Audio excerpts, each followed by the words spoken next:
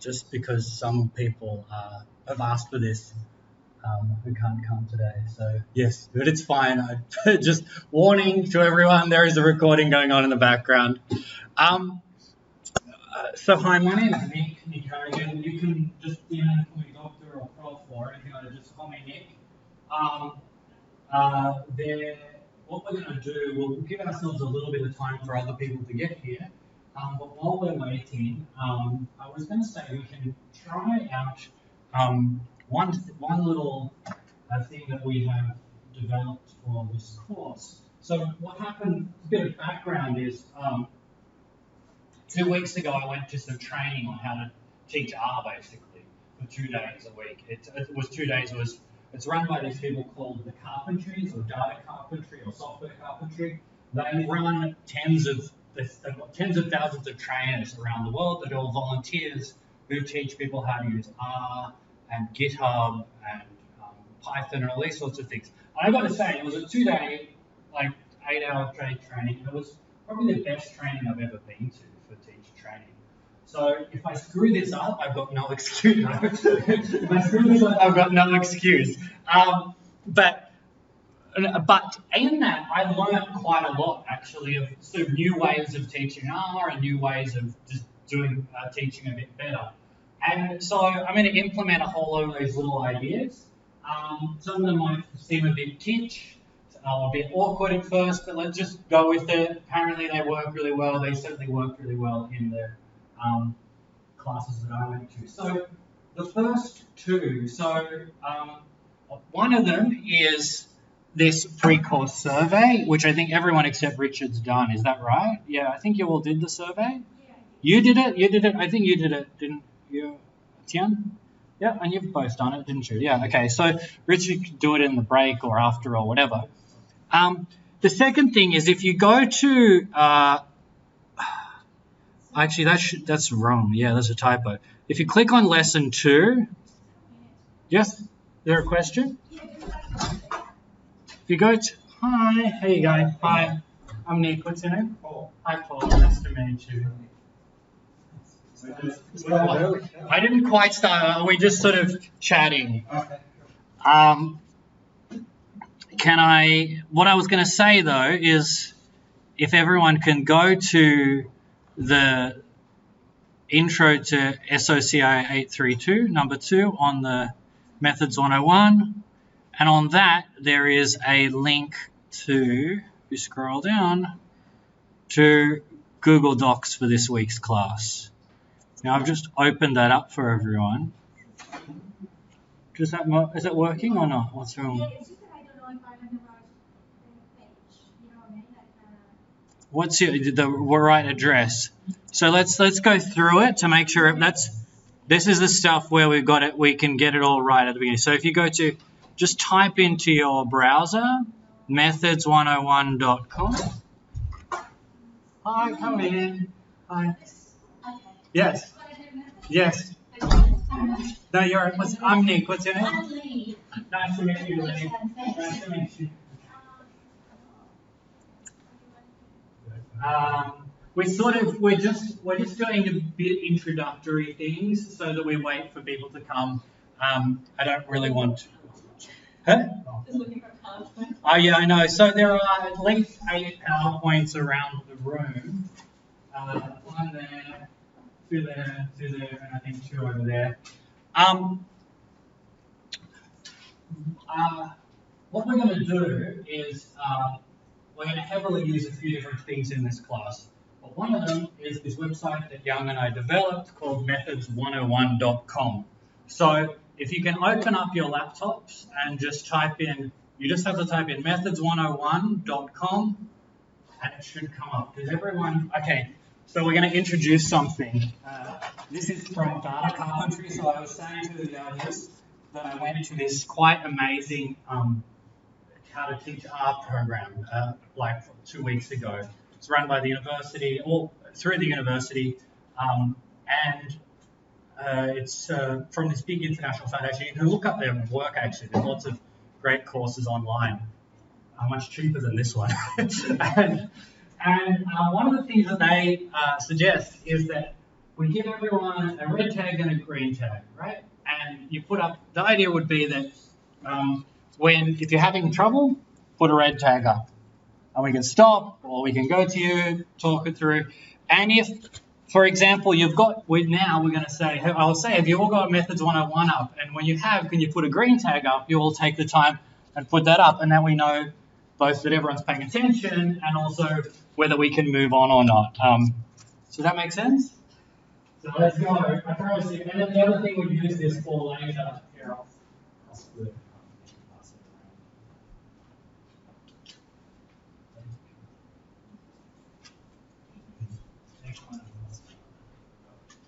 Okay, so when you have got methods101.com up on your computer, please put a green sticky on the top of it. And that way we know we're all on the same page. It sounds silly, but if people start falling behind, it's awful.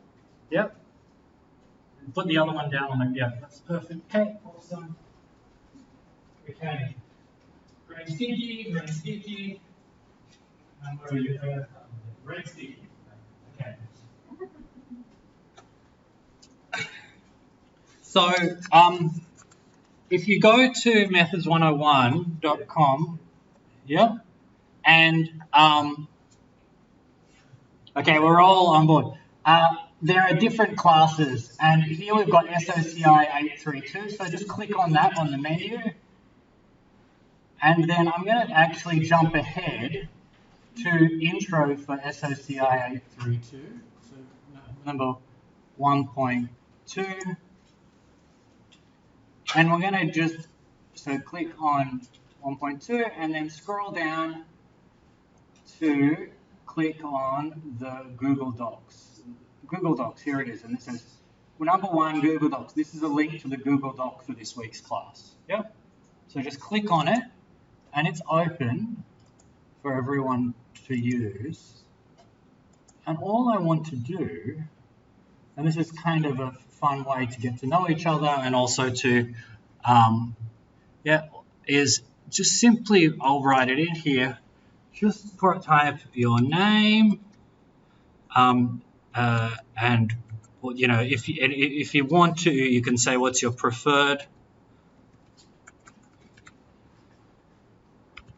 name, because and then just something about yourself,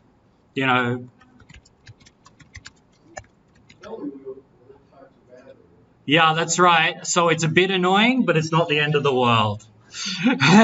Something about yourself, such as maybe your professional background, why you're enrolled in this class. I'll just say, why are you enrolled in this class?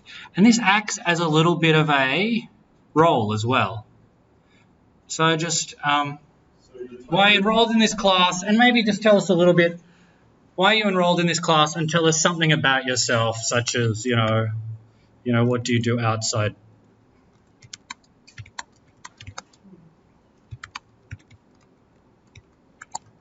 But you can also, if you want to, you can reveal more about yourself.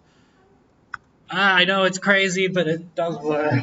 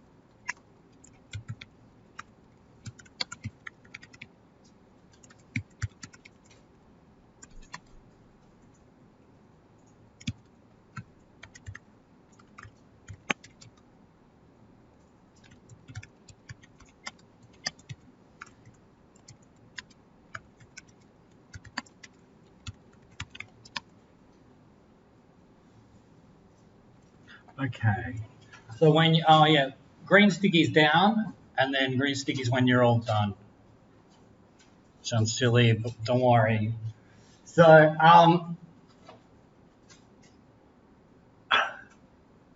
there's lots of interesting information there. Maybe we just go around very quickly, just say your name and just one quick thing about yourself. So, who to go first, Philip? Yep, Paul Banner. So I actually work in research area of transport for New South Wales. Awesome. And we're funded with digital data sources. Yeah. Hopefully we can help. Great. I'm Lee. I'm used to transfers there on the evenings, so I want to let that because everyone tells me it's really good. And I want to know what I'm looking at when someone else uses it. Very good. My name's Jen, and I work at NMI. What's Yeah. NMI? It's the National Measurement Institute, and I work in policy section, and we're responsible for like the adoption of new technology.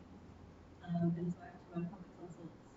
Like I'm about to work on my first one, and I think if I stay at NMI, like being able to like understand these sorts of things will really help me.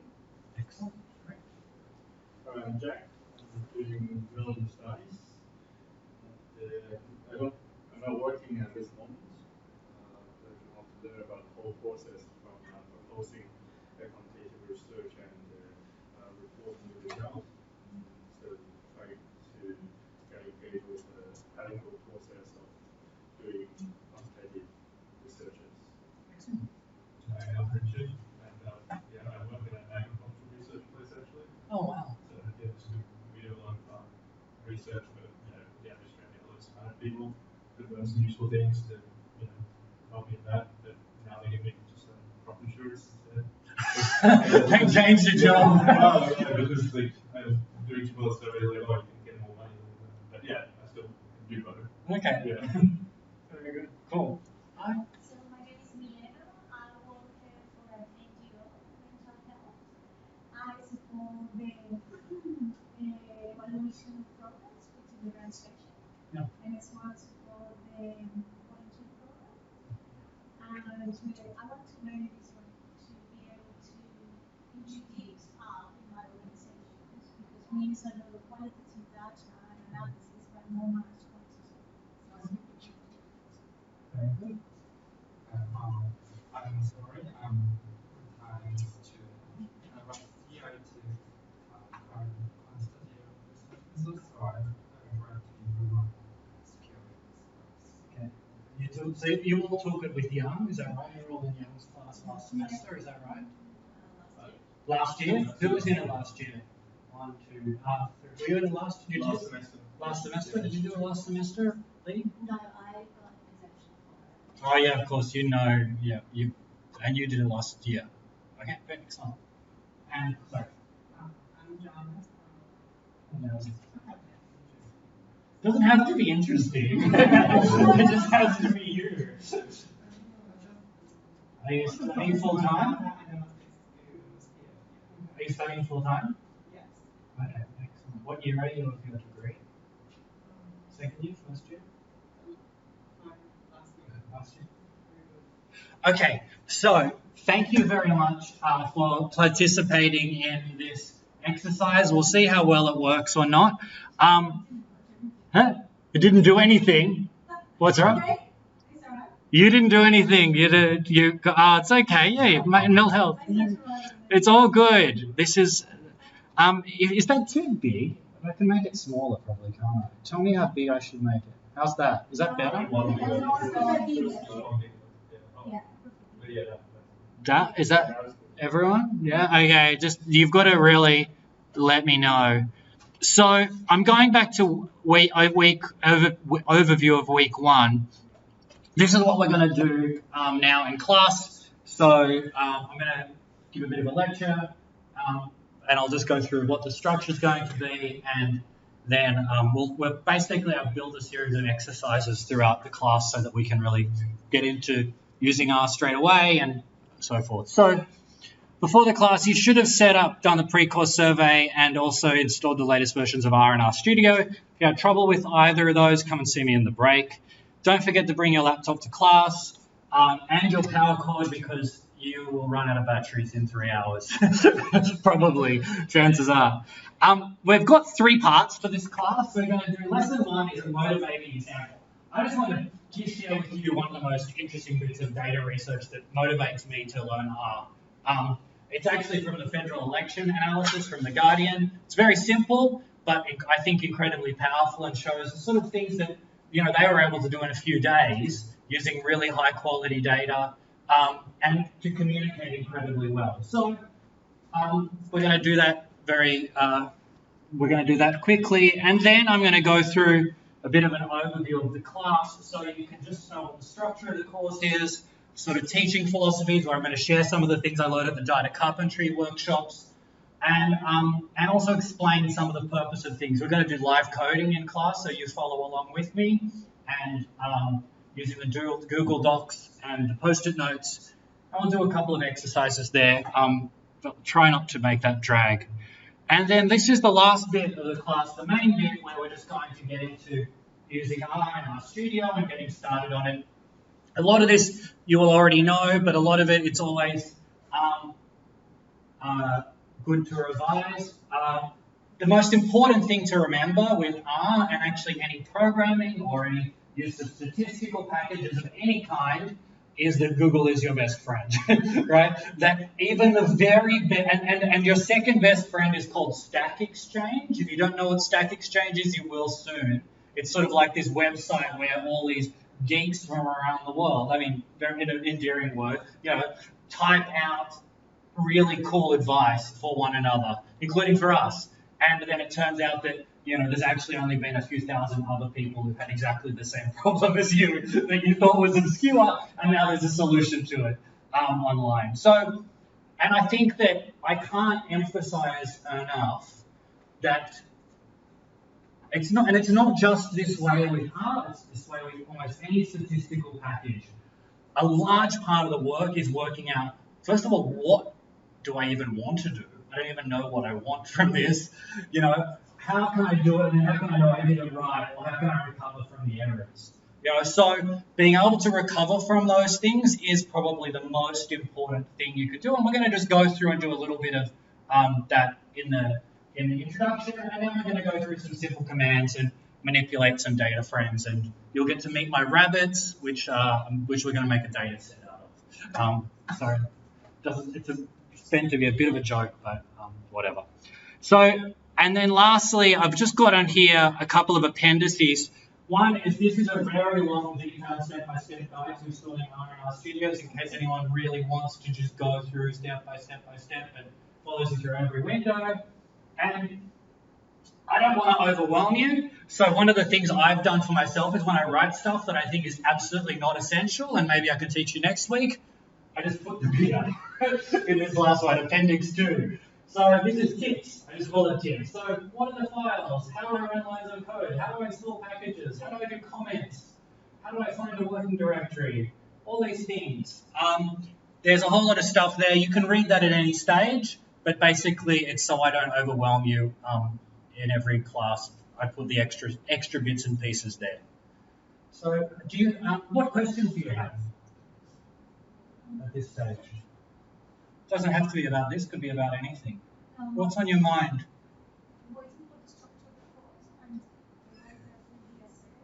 Assessment. Okay, very good. So let's go straight into a motivating example.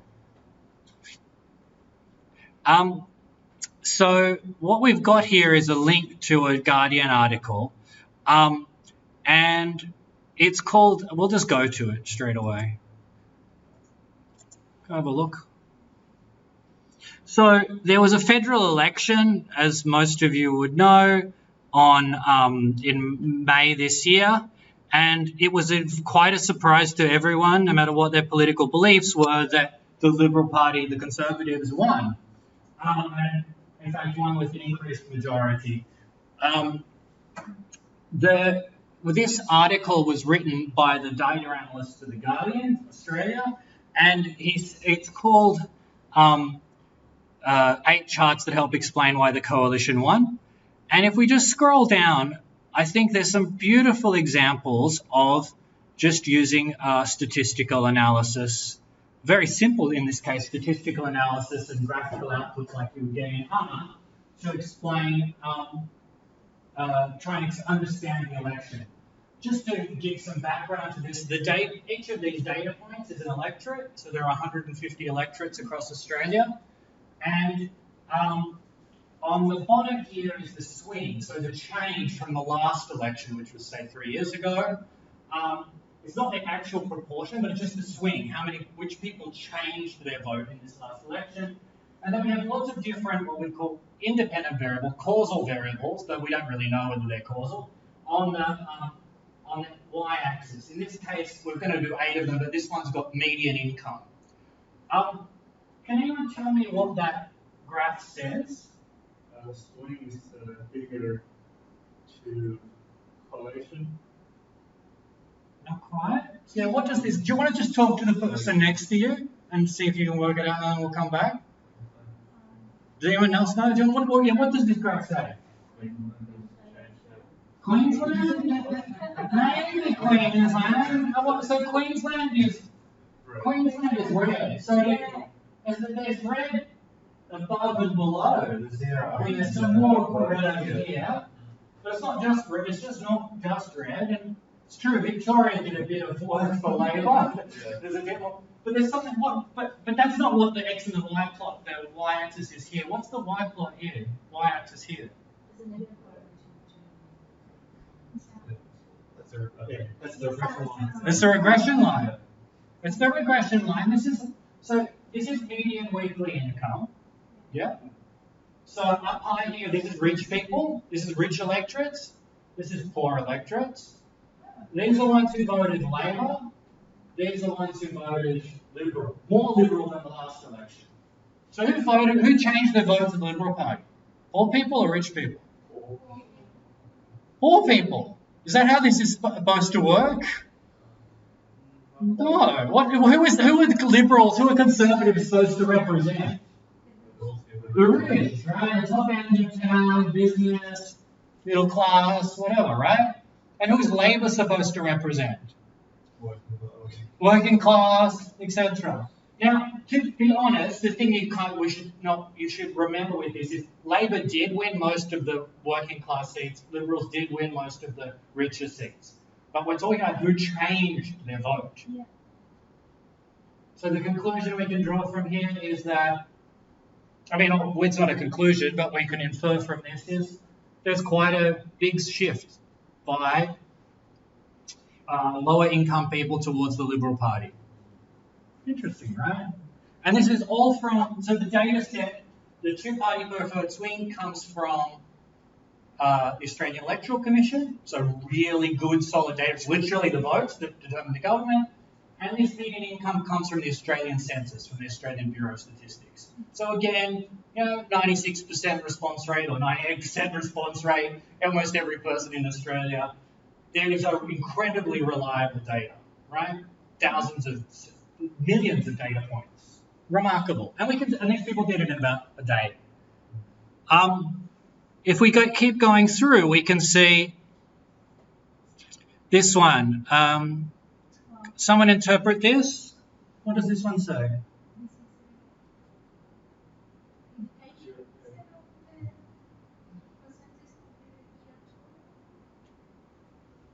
They voted from high school. Can you read it? Do you get it? Do you want to explain? You're right.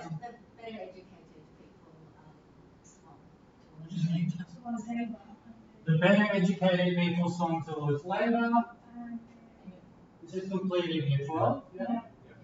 So in electorates with 90% of people completed Year 12, 8% swing to Labor. Electorates were only about 55% of people had finished Year 12, so half the people had not finished Year 12. Swung towards the Liberal. And it wasn't, let us talk about it. It was Queensland and Victoria. You can see Victoria's over to this side of the graph and Queensland's over to this side of the graph, but it's not the whole story. Where is it? New South Wales seats are also going towards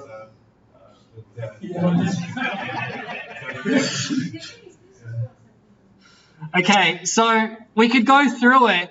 It basically tells very similar stories, right? Basically, people who are unemployed voted Liberal Party, people who are not working.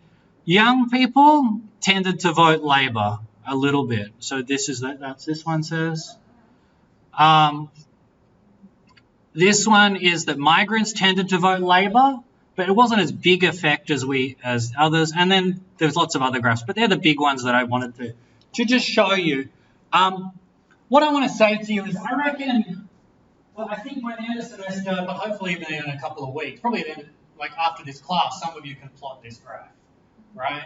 It's not that hard. You probably can't get the mouse over dots and stuff, but this could be done in R with publicly available data, you know, from a day's work or something like that. Probably less. And I think that if you can present that to your boss at work, or you can present that, you know, in an assignment, it looks damn cool. It helps you understand the world. It's just, I think that's what I want to say. What I really want to say to you is, to be able to generate things like this is why we, you know, why we're doing this class. Let me point out something else in there. There is actually some statistics. Does anyone see any statistics on these pages? Can you see any statistics? Like, there's not statistics as like. So what we've got here is a figure with dots and placing the points, and we've got a statistical line through the middle of it, like a regression line. But can anyone know what these mean up here? P-value. No, p-value. It's the fit and the slope.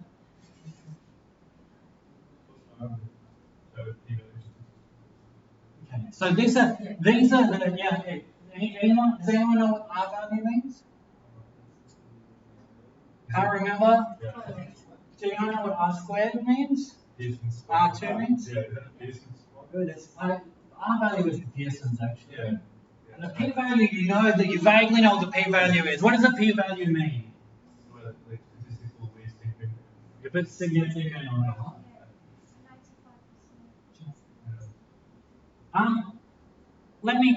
I'll summarize it really quickly for you, but that's why we're doing this course, right? So Young did cover that stuff.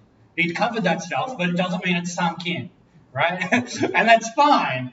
But, and that's why I think that many of you will probably feel, oh, he's just revising Young's course again. I'm not, but we really need to. The thing that you need to do is get your fundamentals. You need to understand, you need to look at those and understand exactly what they mean, and that really means something to you. Because, and I'll explain it now, they're powerful. Look, the main way we compare two variables is a Pearson's correlation, right? That is the R value there, right? That varies from -1 to 1. 0 means nothing is happening. 1 means they're exactly the same thing. -1 means they're exactly the opposite, or moving in exactly the opposite direction. And this number, -0.28, means that it's a moderate negative correlation. So the more migrants, the less you vote for the coalition, right? The second number here, R squared, is, at some level it's boring, right? It's just the square of that. So you take 0.28, square it, you will get 0.08, apparently, right? So it's a third of a third, it's about 19%.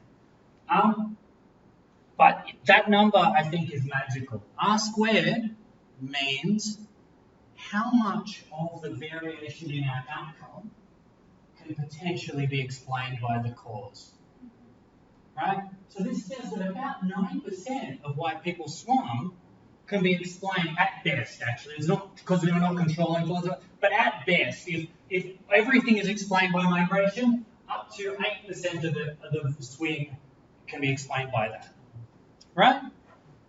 And the p-value means, are these numbers any different from 0, right? Because sometimes you have a number, but you should just ignore it because it's no different to 0, right? It's, you know, like you get a poll that says 49, 51. What do you do when you see a poll that says 49, 51? You say margin of error. Ignore it. Well, this low p-value means that it's not within the margin of error. It's not close to 0. So we should actually listen to these things. Are we following? Yeah.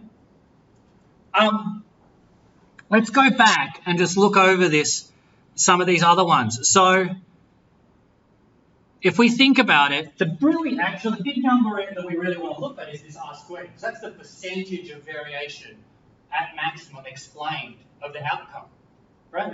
How the load swung. You don't need to memorize this. We're going to cover this all next week, but what I want you to do is give you a flavour for the power of the things we're capturing in this class. So if we go back, this one is age. What's the R squared there? 6%. That's not bad, actually. That's a pretty good, I mean, if you got an R squared of 6% for any of your models, you'll be damn happy. But it's not huge in comparison to some of the other effects if we go through this. So this is not engaged in work and study.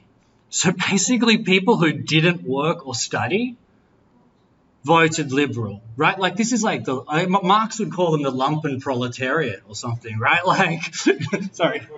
This is exactly the same as in the UK. Like, yeah, this is like a Brexit story. This is like a Trump story, right? I don't know if you know much about British politics. Like, so two of the most popular politicians with the working class are like Jacob Rees-Mogg and like Boris Johnson. They're like the poshest guys ever, like, especially in North. Like, exactly. And look at this R squared value, 25%.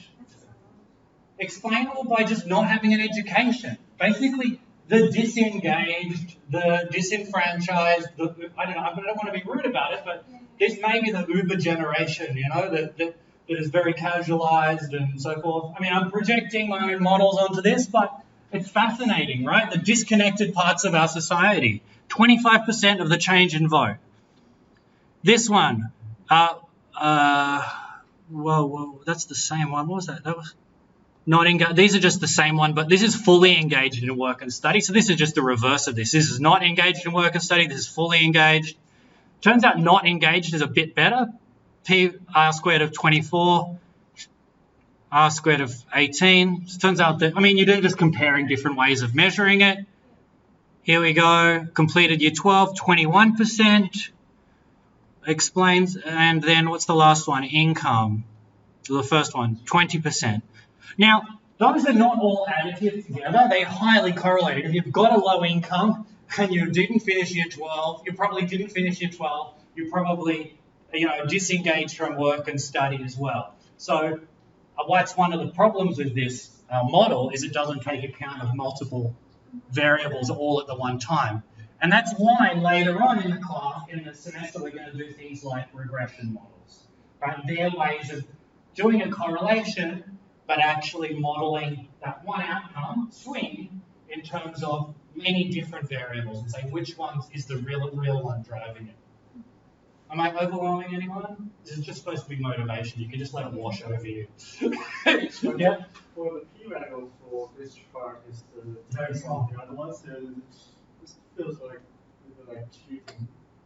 Why does the p-value? Can we use a different p-value for this chart from the other ones? So no, the p-value is just, in some ways, the p-value is just another way of expressing these numbers.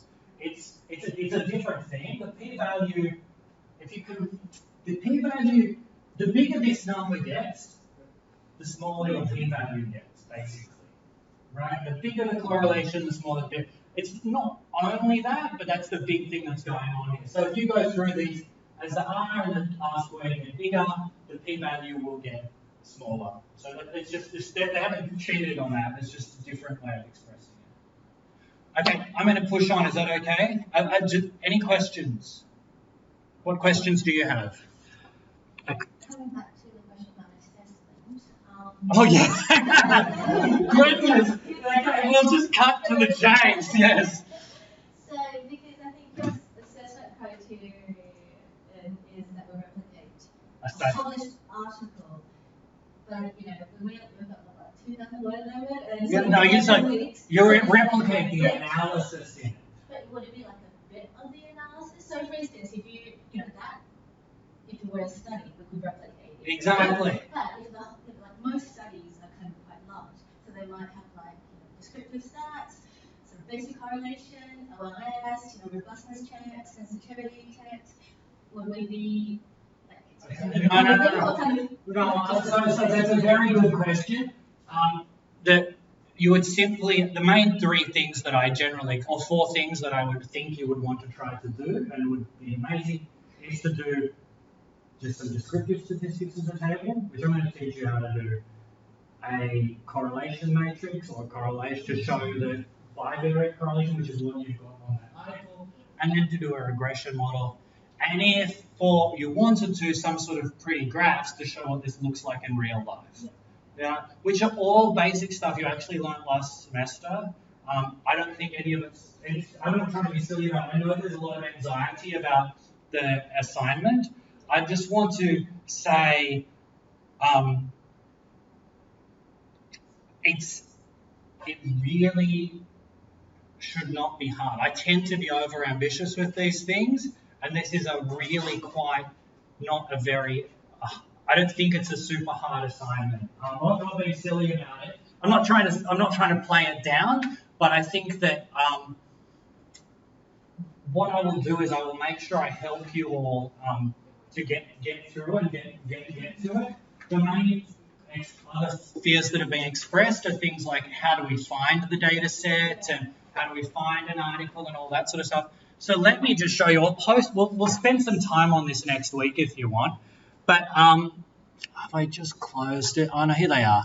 So let's just look at these. I just did a quick search for data, public data in Australia. This is the Australian Data Archive, ada.edu.au. It has data sets like you wouldn't believe. All of these have been used for published academic studies. You just need to pick one that you're interested in. That's academic data sets. It doesn't have to be Australian. There's international versions of these as well. And the other thing is by week 4, I want you to come and talk to me privately, and we'll go through it and make sure that it's manageable and doable and so forth. But I don't, yes, I think that yeah. The second one, just to give you another one, this is data.gov.au. It's a bit different, but this is an open data repository of all the Australian government data archives. I downloaded on that one last year, 50,000 road vehicle deaths the last 20 years. It's got amazing stuff on there. Does it have information about does it have a list of publications? So this one should, that's a good point. If we go to Social Attitude Survey, this is a big one, Australian Survey of Social Attitudes. So not all of them, yeah, so these are the data sets.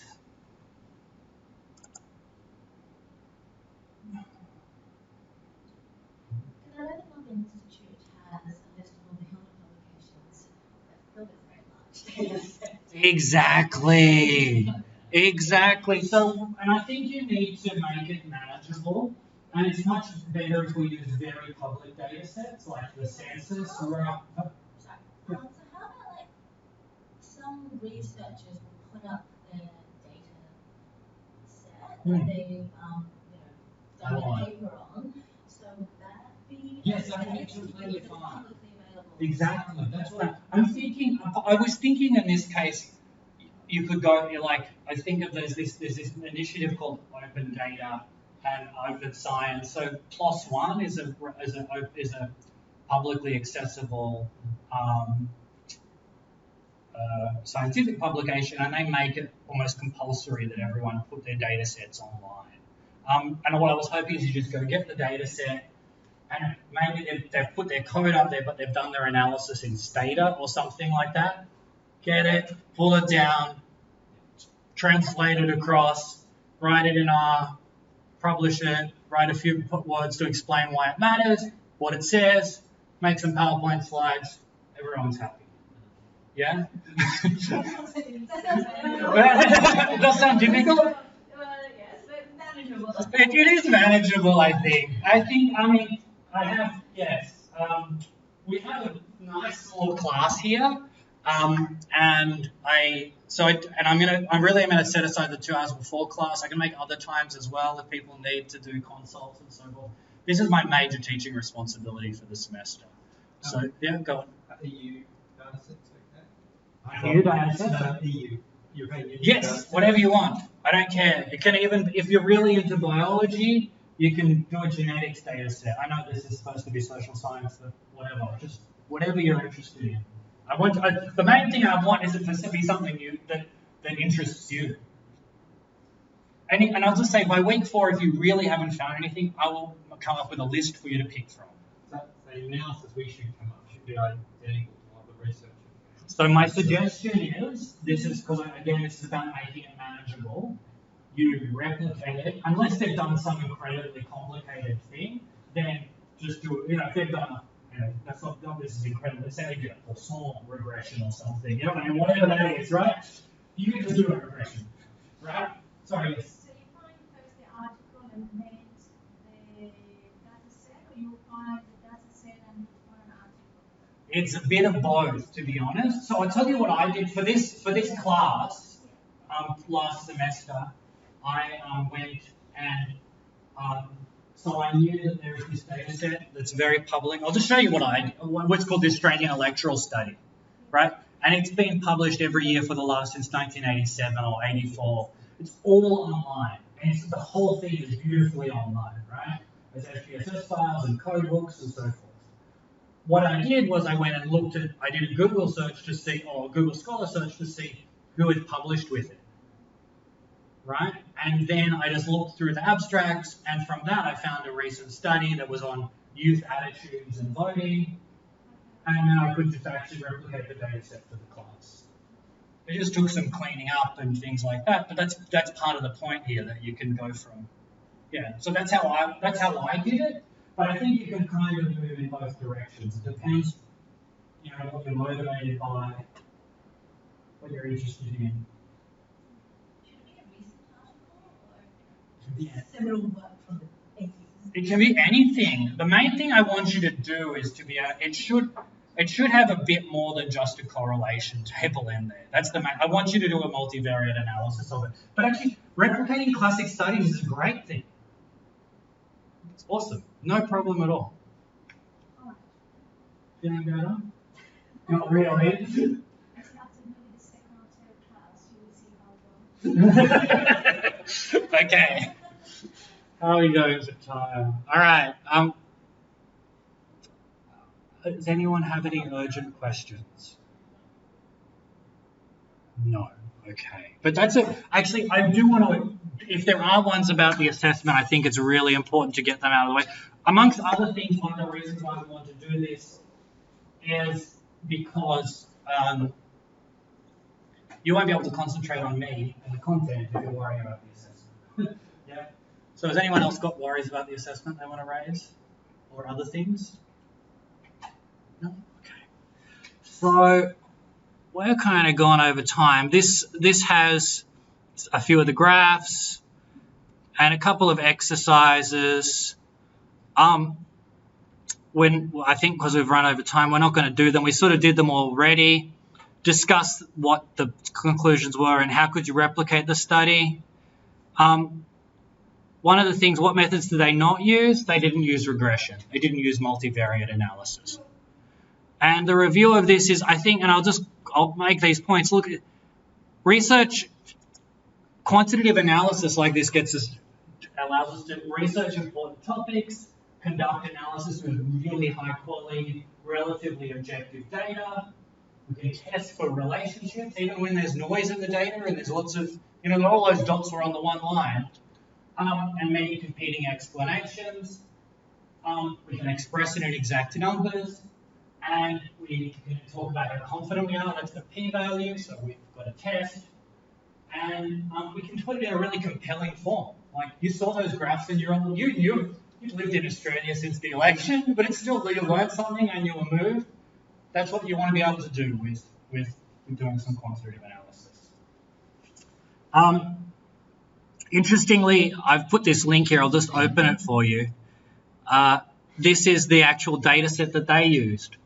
So there are lots of different ways to get the ABS data, but they just actually downloaded this Excel file here. And that has all the data in it, though not in necessarily a clean form. But they've also, we're going to see it later, they've actually provided, I'll just show you on here. this is what's so cool, right? This is the computer hangs. Okay, we are going to the Guardian. We just go down here. I'll just show you this.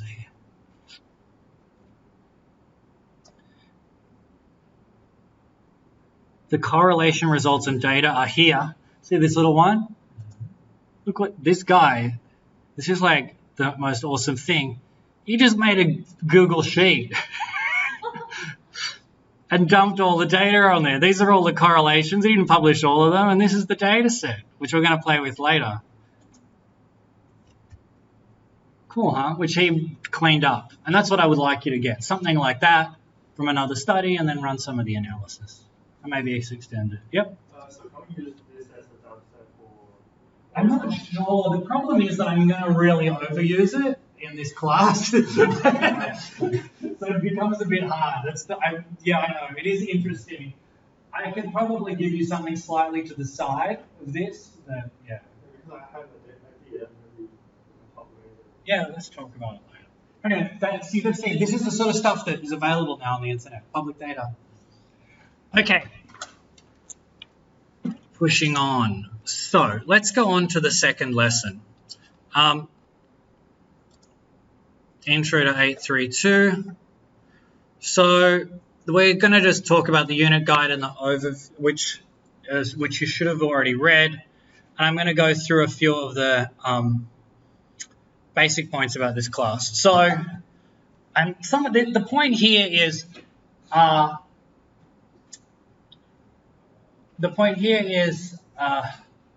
what are some of the ways that we can make this the best course possible, right? That's my goal here. We've already done the sign in on Google Docs with your name, background, what you have to get out of it. Do you want to do another Google Docs experiment? I feel a bit bad. Shall we? Come on, let's do it. All right, come over to Google Docs. What was the best course you ever studied and what made it great? So I can start a new page. So I just push this down. I'll push this down. There you go. So doesn't have to be statistics course. It can be, I went to a Montessori preschool. That was pretty awesome. It was like 40 years ago now. Do you just put your name and then try and answer that? Is that okay? And you can put the green stickers down, green stickies down, and then green stickies up when you're done.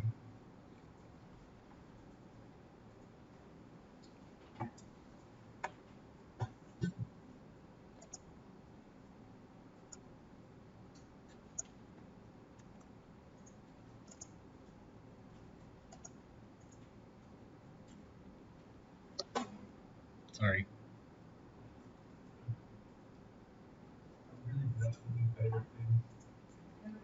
Okay, what was the worst? We're trying to be positive here. It doesn't have to be the best, it could just be a good one.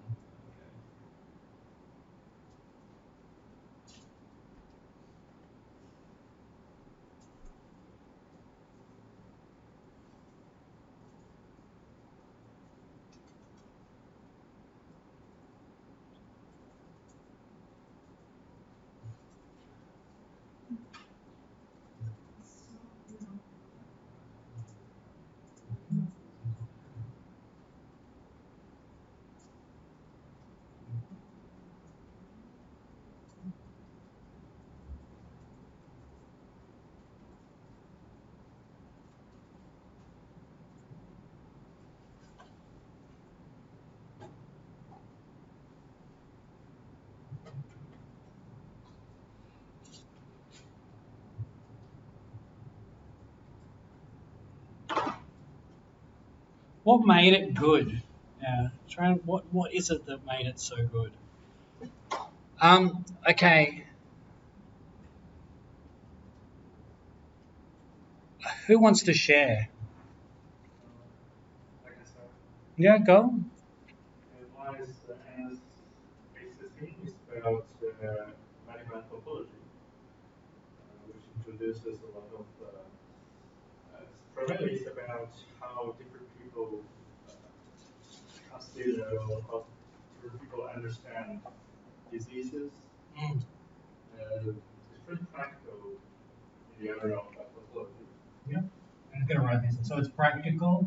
Yeah. Also, this is related to my interest, which is in China. Yes, China has a pretty unique system of medicines. Yep. Yeah, so Anything else about it that made it useful? They were the two big things. It was practical. That's good. That's nice. Who else wants to share? What was your? Yep. So that was a while ago. I saw a course in qualitative research. Yeah. And what I liked was the structure, very well structured program.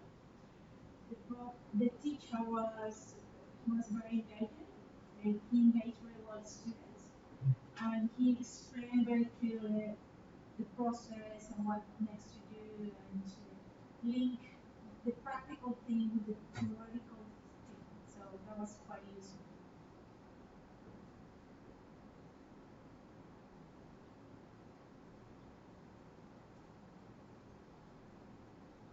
These are great answers. Okay. Anyone want to add? Anyone want to share theirs? We'll just pick one more. This one. Right, on the I don't know what to say. So in this like social care and human services class last semester. Oh yeah. I don't really, I guess I just like it like in the assignment I got to pick any like social topic and I got to choose like I do an assignment on a like Roma in Serbia, we used to live in Serbia for a few years. And so I got to draw my experience living there into an assignment here. It was pretty pretty good to do that. Okay, so you did an assignment on your interests. Yeah. These are great. These are really good points, can I say?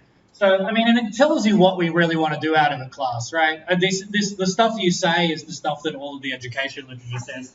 Make it practical, relate it to what you actually already care about. We need purpose to it, structured and organized, teacher who actually cares and is enthusiastic. We're constantly linking the practice and the theory, so we're moving between the abstract and the very applied. And yeah, your interests. You're not only did the assignment, you practice your interests. And I can see, I saw also with Paul there. Paul, you said best course program evaluation because I was already using it before I finished that. I hope someone says that about my class or this class. But anyway, we'll see. Okay, so those are your reflections on what makes a good class. What I'm going to do is just go through some of the tools that I've learned through coding, through my own time as teaching, and also from the data carpentry group about what makes a good class, and we'll see how and explain how a lot of those link to what you're talking about. So, big one is live coding. So the idea is that when I'm teaching you R, you will have R open as well. And I will type in the commands and you will type in them. Don't cut and paste the commands because it's wasting your time. And the main thing is the typos to learn from. So make it, and that's the first one. Bring your laptops, type the code yourself. And the reason we do this is, the reason this is so important is it's much better if you make the mistakes here when there's someone right here to help out, yeah, than to make the mistakes at home when you're in tears and whatever else. So number one. And number two, when you do the live coding, your machine does the work. You have the power. And that's can be an incredibly empowering experience. Okay. Number two is the post-it notes. So you've already learned about the red and green stickies. Green stickies mean I'm finished. Red ones mean I'm stuck. I'd like help. I don't understand. We joke, it becomes a joke after a while. I wish life had red stickies. Right, that you could just go, I'm not coping, someone come solve my problems. But this class does have red stickies, so if you ever want to say, hang on, I don't understand, lift it up. Okay, we're actually going to do some multiple choice, which you can do in a second, but this is a very cool thing where basically this code is not quite going to work. I've found another way to do it, but basically what's going to happen is that you'll each have little coloured things, right? And so I'm not going to go through the unit guide in high levels of detail. What we're going to do is do a very quick multiple choice quiz. And you just get to lift it up. This is for answer E, for the MCQ. So you'll all lift up a red one. Does that make sense? It seems a bit silly, I know, but I promise you, there have been many academics who have built their careers on how powerful this is. It's like doing little quizzes in class. They don't count, but they help us know which bits are working, which bits are not, and you're actually turning on your brain. So we'll use that at various stages. Other resources you should be familiar with. So there is the textbook, Discovering Statistics Using R. It is in the library. You can purchase your own copy. You can also download the PDF on the internet if you can find it, or you can ask one of your group mates. I don't endorse illegal but it's certainly one of the options if you're feeling very poor. I just want to show you what the textbook looks like. So this is the cover of the textbook. It's 1,000 pages long. We're not reading all of it. It is honestly I think it's by far the best introduction to statistics that's out there as a introductory to intermediate text. It was originally written for SPSS. Now there's versions for SAS and R and so forth. The guy who writes it is both funny and engaging and caring and incredibly good at explaining stuff, and it's heavily referenced with lots of nice little pull-out boxes and all this sort of stuff. So I can't rave enough about this textbook. So I think it's a really good investment. Are they related? Andy Field and Zoe Field? Yes. So Andy is the main guy who wrote the first textbook, and Zoe is his partner in crime, in life. I think life is the normal time. But she. But she only was involved in the R one. She must have something for R, right? Like the SPSS one is just Andy, and I know the SAS one is co-written by someone else. So yeah, I think it's in the front. Zoe is the partner in life. Methods101.com. You have all found your way there. I have a preference for putting a lot of the material up here just because when I've used it so far and I've told students about it, in comparison to iLearn, there is a lot less of opening and closing of lessons. There's navigation is a lot easier and stuff like that. I've tried to deploy some devices on here like the boxes and images and all that sort of stuff. Happens to also work out that this whole website is built in R as well. So it's called R Markdown and it's all hosted in. So which is sort of interesting. R can do everything that you can see here as well, including make beautiful websites. But let me know. I can put more stuff on iLearn if you want. It is your right to have stuff on iLearn. I'll put some stuff on iLearn. I do want to know how much, whether you like it or not. I don't want to build a website and then it actually sucks for you. There is iLearn, of course, which I will update. I haven't actually launched it yet. And there's the unit guide, which you should have seen already. These are my contact details. I really don't mind. I've already got WhatsApp messages from people. WhatsApp is by far my favorite way of getting communication. It's just so easy and fast and over and conversational. But whatever you want, you can Skype me, Facebook Messenger. I don't really care. It certainly can help when you've got a problem and you're like, if you send me a long email, I've got to write you a long email back. Or I've got to write you a short email and then I look rude, right? So whatever. But you can use whatever technique you want, but they're all there. In terms of philosophies to make this course better, I just want to talk about some, so just at that point. So before we move on, that's about the course materials and the things we're going to be using. These are sort of practical, these are very, what we've gone through now, up to now is sort of objects. We're going to go through philosophy next. Any questions about the objects I've gone through here? What questions do you have? Okay, lots of green stickies. So I just want to go through some mindsets for successful learning.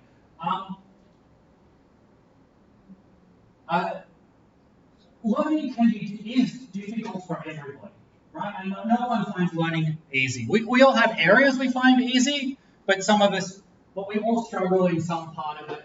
I actually failed my English exams in year 12 when I was 17 or whatever. But you know, when I learned to write essays, I came to Macquarie about 3 years later, and I went to the big history class, and they told us to buy some textbooks, and I read those all of a sudden I wrote 8 essays, right?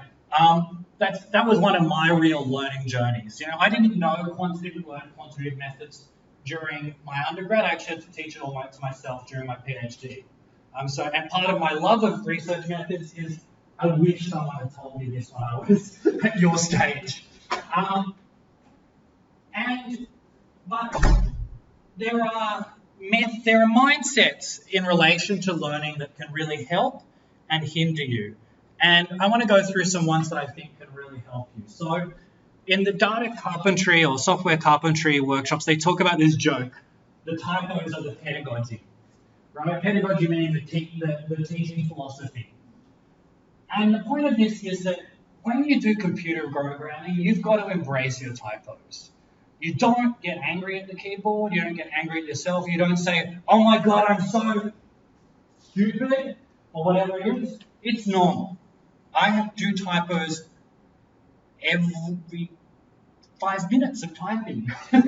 It's a learning experience from which you can learn better about what to do, and it's not in reflection on your inherent worth. You know, it's like dating. You know, some people go dating, they get rejected, they water off a duck's back. Other people get rejected, they don't go on another date for 10 years, right?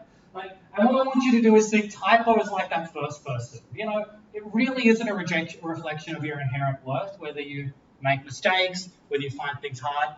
And in fact, I can tell you how many books I've read by people who are programmers or programmers in general, and their blogs on the internet that just say they are constantly on Google trying to work out what is going on and how it works. So, number one.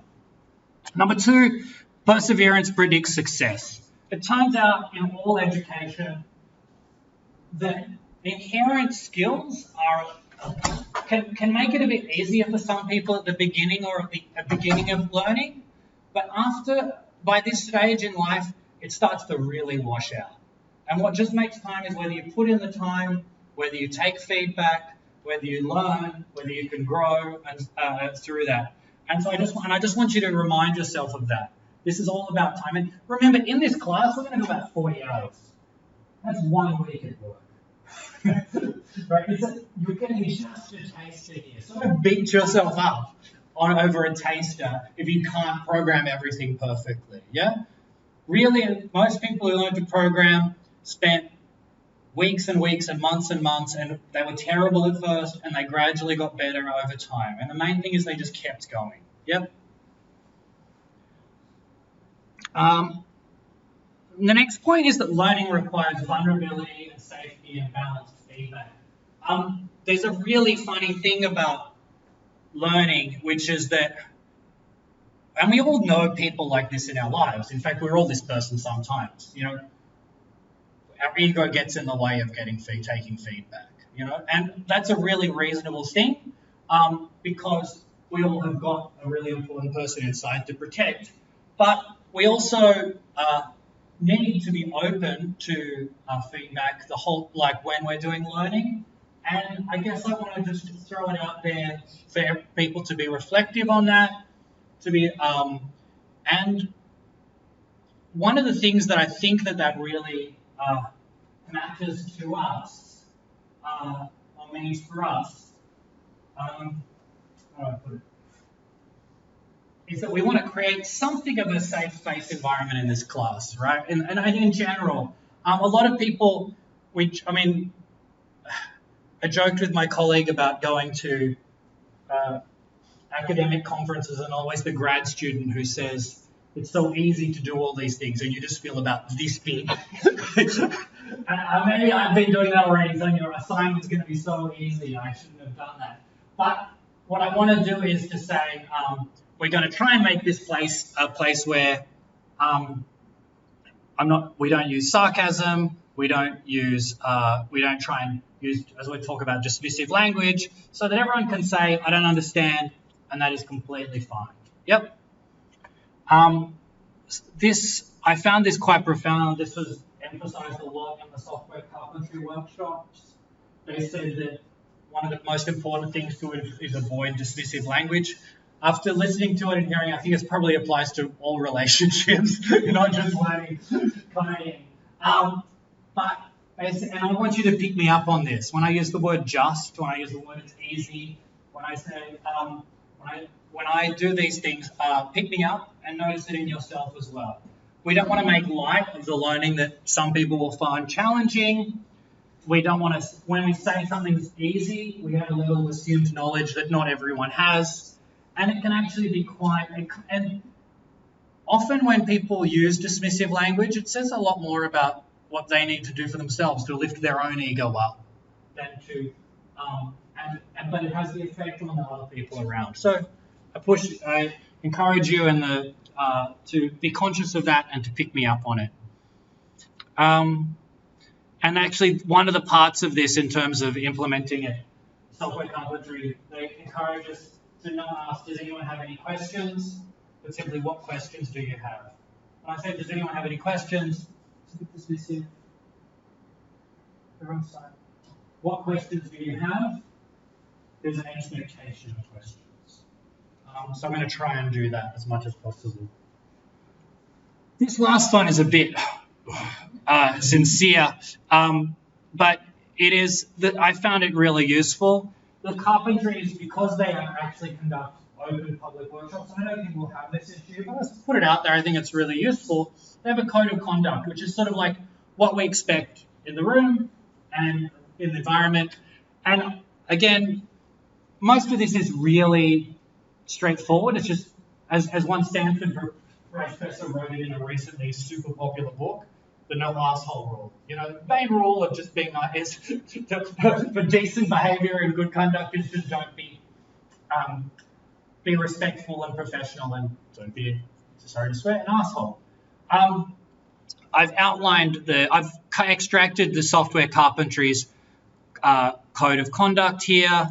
They're very simple things about being welcoming and inclusive and respectful and graceful and taking criticism, showing courtesy. And they also have a list of unacceptable behavior. Most of these are very obvious. Again, one of the ones I always used to violate, I'm going to try not violate, is excessive swearing.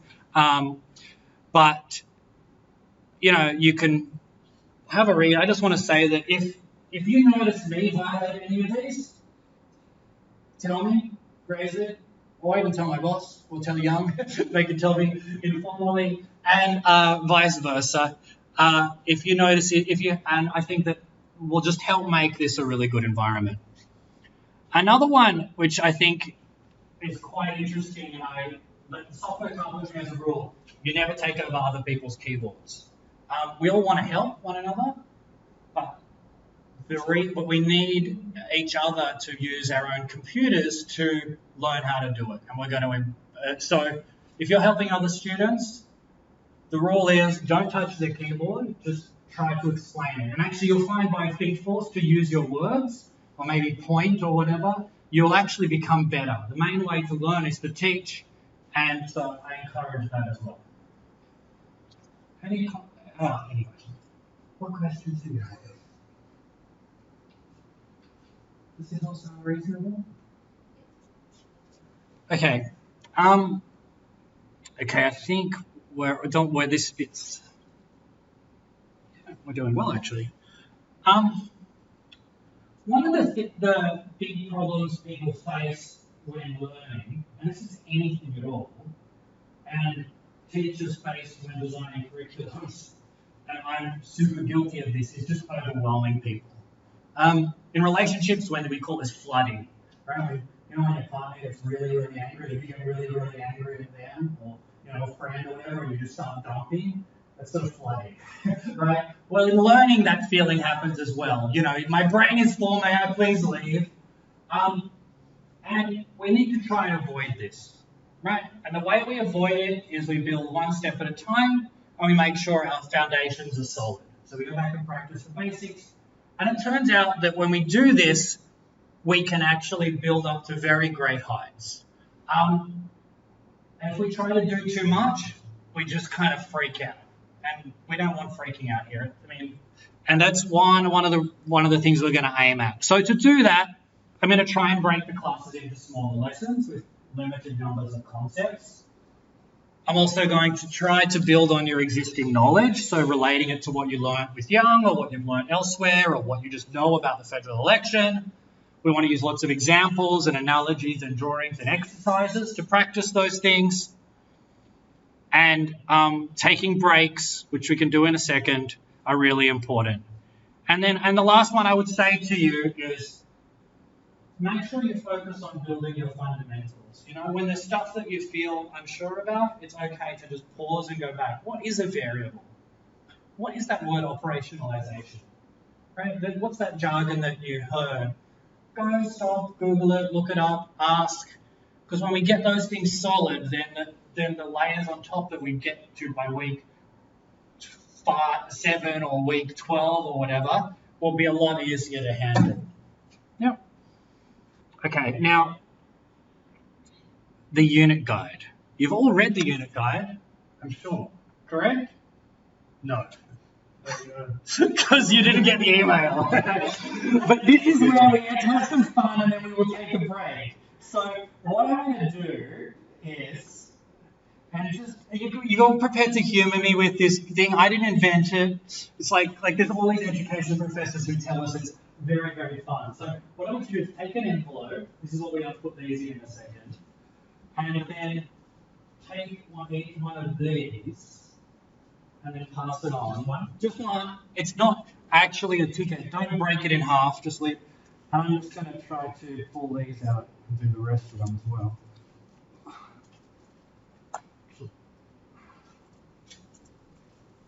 Can I do this?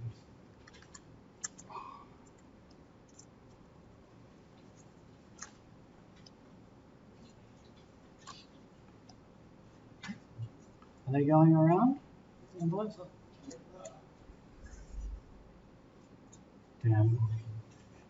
All right, I think maybe for the second ones. So the number doesn't matter. The number does not matter. Literally, it doesn't matter. And actually, I think we'll just rip these ones off. I'll take one, and I'll grab the A's. The A's. This is my oh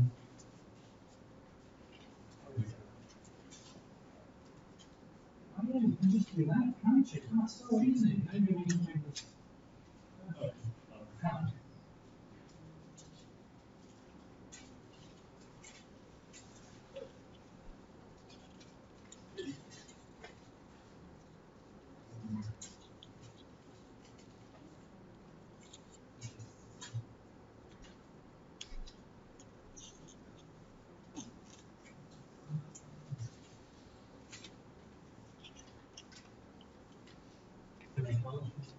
You should have A, B, C, D, E. Okay, where's the so you've got A, B, C, D, you have B. Who's got B? B. Not B. B.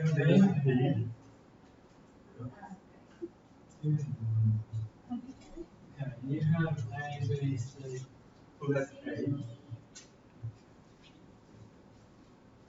Oh yeah, very good. A. What's your name? J? Is C around? No, you got them all. Have you got them all? Yes. That's the colour on the screen, not please colour. I don't know, it's the colour there, just the numbers there. So you like ignore what I said on the screen. What's your name? You need to see it. What do you need? What number do you need? Just those here. A, B, C, D, C. Okay, let's do this. Okay, I haven't got one. So what we're going to do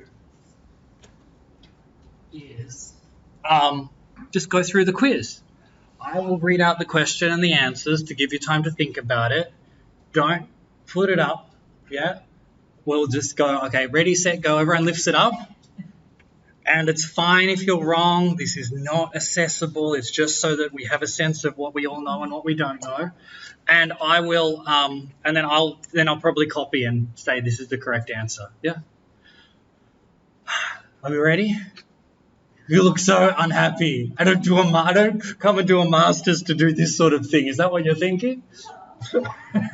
What are you thinking? How it works. All right. So where and when are the drop-in face-to-face consultations each week? Don't know. Can you follow instructions? Clearly not. Now, please wait. Keep them down till I read out the answers, or I could just say ready, set, go. Yeah, because we all want to do it at the. But when I say ready, set, and then go, because we want to all do it at once. Otherwise, people can copy, or people don't get a chance to think of it themselves. Okay, so option A is the library, including break weeks. B is this room, including break weeks. C is the library cafe, not including break weeks. And D is this room, not including break weeks. Ready, set, go. It is option C, so not during break weeks. Okay, but that's good. Thank you. Okay, according to the unit guide, which of the following will not increase your grade for participation in weekly classes? Asking questions of the lecturer and other students, demonstrating you've done the readings, listening and responding to comments and questions, undertaking in-class exercises, asking questions and sharing your thoughts so much that it prevents other students from participating. Ready, set, go. All right, I think that was obvious. This is a bit silly. Okay, the midterm and the presentation in week 7 together are worth how much of our overall grade? A, 0, B, 5, C, 10, D, 25, E, 50. Ready, set, go. It is actually 0. It's not worth anything, so you all get to practice. Right? So that's part of me being a nice person. Is that nice? Yeah, but the point is that... Well, what's the point? Well, if I do well, I want it to count. That's what you're going to say. The point is it helps you to... But I don't want you to freak out. And feel... So the midterm is in which week? 6, 7, mid-semester break, 8, or there is no midterm. Ready, set, go.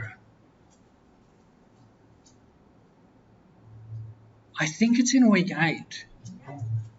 It's in week 8 because it's after the break. Because before the break, your assignment is due. Week 7 and week 8 is after the break. So the presentation is in week 7 and the midterm is after the break. Good. Okay, the midterm and final exam are A, open book, B, closed book. Ready, set, go. They are open book. That's okay. That's why we do this. It's a fun way of learning, right? Is it fun? I think it's sort of fun. The major assessment task for this class, worth 50%, is a replication of a published study with a public data set. Due in week 13 with preliminary presentation week 13. Which of the following do you not have to have done by week 7? Identified the article, downloaded the dataset, conducted preliminary univariate and bivariate analysis, or conducted multivariate analysis? Ready, set, go. Easy, yes. D. Oh, sorry. Nothing's easy, just, but very good. No just. Okay, very good. So it's D, yes. You don't have to do multivariate like a regression model. You don't have to do you can if you want, if you got to that, but just, yeah. By which week should you have identified the articles whose analysis you wish to replicate and shown Nick and got his approval? Week 4, 6, 7, or 8. Ready, set, go. It is actually week 4. Boom, boom. But now, So, yeah, because you've got to do your work in the 3 weeks after that. The final exam is in week 12, 13, or 14. Ready, set, go. I think it is. It's in week 14, actually. It's not in this class. Week 13, your presentation, so you need to plan to come in on week 14. Yeah? I'm sorry. But it's because we're doing presentations in week 13, and I want you to be able to have a week to just study and all that sort of stuff. And the final exam is in this room, yes or no? Ready, set, go. It is not, actually, because we can't book this room. You didn't need to know that, but it's going to... I've booked like a lecture theatre where we'll just all spread out and you'll do it. It's fine. It's just that basically the deal is that the timetables are very tough. You should also tell me whether you like this room or not, by the way. If you don't like this room, we can get another room. But anyway, I'm just saying that. But sorry, I said that because I would have forgotten otherwise. But the lecture theatre, the point of the lecture theatre will be that the reason we can book them is because they're not normally used for exams. So that's why I can get it in week 14. Okay, that's it. Are there any other questions about the unit guide or the assessment or any of the formal stuff? Yes? So, the article will be the same to report. So basically what we're going to present in week 7 is part of what we're going to present. Exactly. It's like a practice run. With the actual run. Yeah. It's like the actual run, not a video, but that we're going to present. Exactly. That's right. Exactly. Yes. Sorry. Oh. Sorry, which one was multiple choice? Wasn't there a multiple choice exam? The final exam is going to include multiple choice. Yes, it will include multiple choice. I'll give you some practice questions as well as we go through. Yeah? You mentioned that you record your lectures and demonstrations because I'm not able to attend. Yes, that's right. So, okay, so 2 comments that have not been formalized except in conversations. I've now had 2 students who say they can't come to all the classes. You're one of them, right, Lee? And the other person is Matthew White. But I think because I'm going to extend a grace to them, I'm going to have to extend it to all of you. So because some people, I think you've got to be overseas for half the semester. No, my husband's leaving in 3 weeks. So I'm not moving with the kids till the end of the term, but my husband's gone, and so obviously I can't be here. Oh, right, childcare duties, etc. Right. So I may be able to come to some classes, but it just kind of week by week depends on how like the in-laws are going and whether they can watch the kids 3 hours a week. No worries. So the deal will be that I will upload, I'm recording the lecture now. If you can all help me remember to do that, I'll record the lecture and I'll put it on YouTube. I think it's so much better than Echo 360. It's easy to access, even does subtitles for you. And then I will put that on Methods 101 on that week, probably on the front page. I'll email it to you as well. The thing is I need to have something to do for participation. And so what I will say is for participation, I want you to have made a decent, if you didn't attend, of all the exercises that I've written in that you can see there. It doesn't have to be amazing, and I'll have a place on iLearn where you can simply just submit it. And then I will have...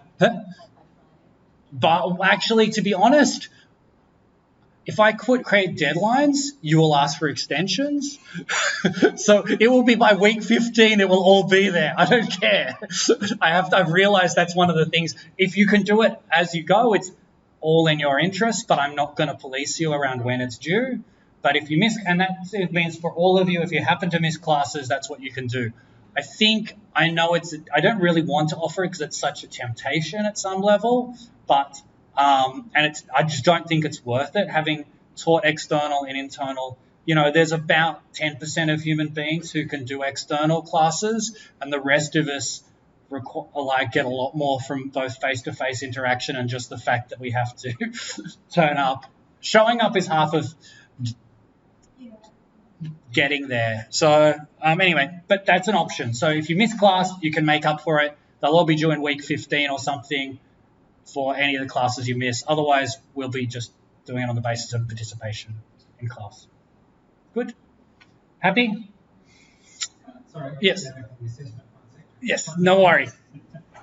In terms of finding an article that's done multivariate analysis, so you want that in a study, well, I hope this makes sense. So will that also mean that the univariate, bivariate should have also been done, or will some research articles only have the multivariate analysis? So, yeah, that's right. That's a fair point. So the short answer is that if they didn't publish the univariate and the bivariate analysis, you should still do it because they are always relevant, right? You always can do it, and it's always relevant. It's just that sometimes people save space. They might, so you can always do it. I mean, the other thing is if you find something that's got bivariate analysis and you're really interested in the topic and you want to take that data set and go further, go for it. You can say, I'm going to do this and go further. You can also go further on any of the studies if you want, right? To be honest, my original idea for this was to say, take an article and then modify it, right? And do something different with the same data set, right? But I think that is mean. So, but you should feel free, if you're not feeling challenged by any of this, to, take the analysis as far as you can go, critique the article, find some more data, whatever. Yeah.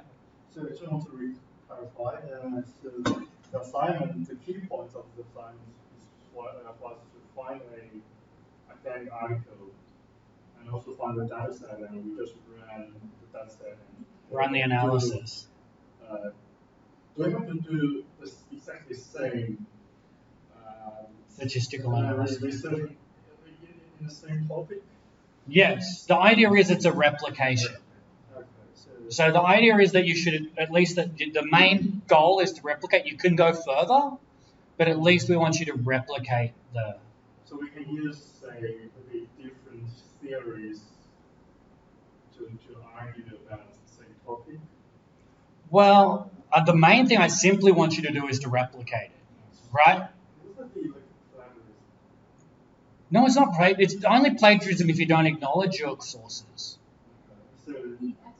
It's not plagiarism if you and the writing component of this is quite small. You're going to hand in your R code. I'll just go back. If we go back over to the actual unit guide, or the version of it on Methods 101, you can just look at it because I've tried to be really explicit about the marking criteria. Overview lessons.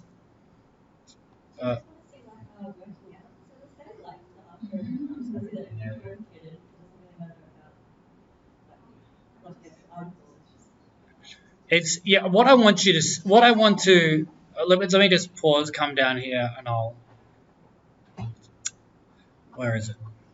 Oh no, it's not on. So you know where you just... Here we go. Here it is.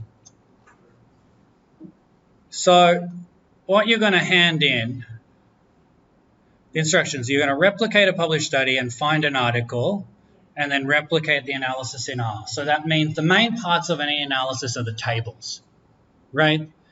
The R code should not already exist, so I don't want you going somewhere and finding someone's R code and handing it in, right? By week 7, you identify it, download, and conduct some basic analysis. In week 7, you present that. Notice one of the things I think is really important that students can forget when you're doing statistics is that, and even when you do, students forget this, and actually humans forget this. You may be bored with your topic by the time you present it, but no one else is. You may know everything about your topic, but no one else does. And so you have to pretend for 10 minutes or 20 minutes or whatever it is that people don't know and that it's really interesting, and your job is to make it interesting. Why did you pick it, etc. So I am going to mark you on that, the 5 minutes or whatever it is introduction that actually motivates why this matters, right? It's not just about getting up and going, I did this, I did this, I did that, right? Because I'm training you to do research, and a big part of research, just like one of the most important thing in teaching is, you can convey to students purpose, right? My interests, right? That came up so much because you will learn stuff that matters. Actually, I can't teach you. It turns out that you teach yourself, but I can certainly help you get motivated. And that's what I need you to do with your presentations, is explain why it matters. And then you show the tables, right? You do a presentation and then a report, which does not need to be long. It's only, look at this, 600 to 1,000 words. It's basically just describe what's in there, right? Say what it is, say what's there, and you can do a consultation with me at any time. And the criteria are really simple. Motivate our interest, write clearly. And what does clear writing mean? Short sentences, use paragraphs, have a topic sentence for your paragraph. Very simple stuff like that. Simple, nothing simple. Sorry. You're supposed to pick me up on that. You know, but these things that are, I would say they are fundamental skills that will set you in good stead for life are the criteria that I've set here. That's probably the short report, the writer, because it is based on a published article, it might be a bit hard to make that sound fresh, rather than, because my conclusions will be the same as the research. Yeah, but it's fresh to all of us. There are 100,000 articles published every year. Why did you pick that one? Yeah. So it is actually, it really is. It's like that Guardian article. Millions of people have read that Guardian article, but I presented it fresh to you because it's a puzzle you're interested in, etc. Yep. So usually the article is, let's say it's very long, it's more than 1,000 words. Our report still needs to be like 6 to 1,000. Exactly. Concentrate the article into the word. You're not going to concentrate the article, you're going to replicate the analysis. So an article, most academic articles are a chapter length. A chapter is about 8,000 to 10,000 words. You're adding in 600 words to 1,000 words.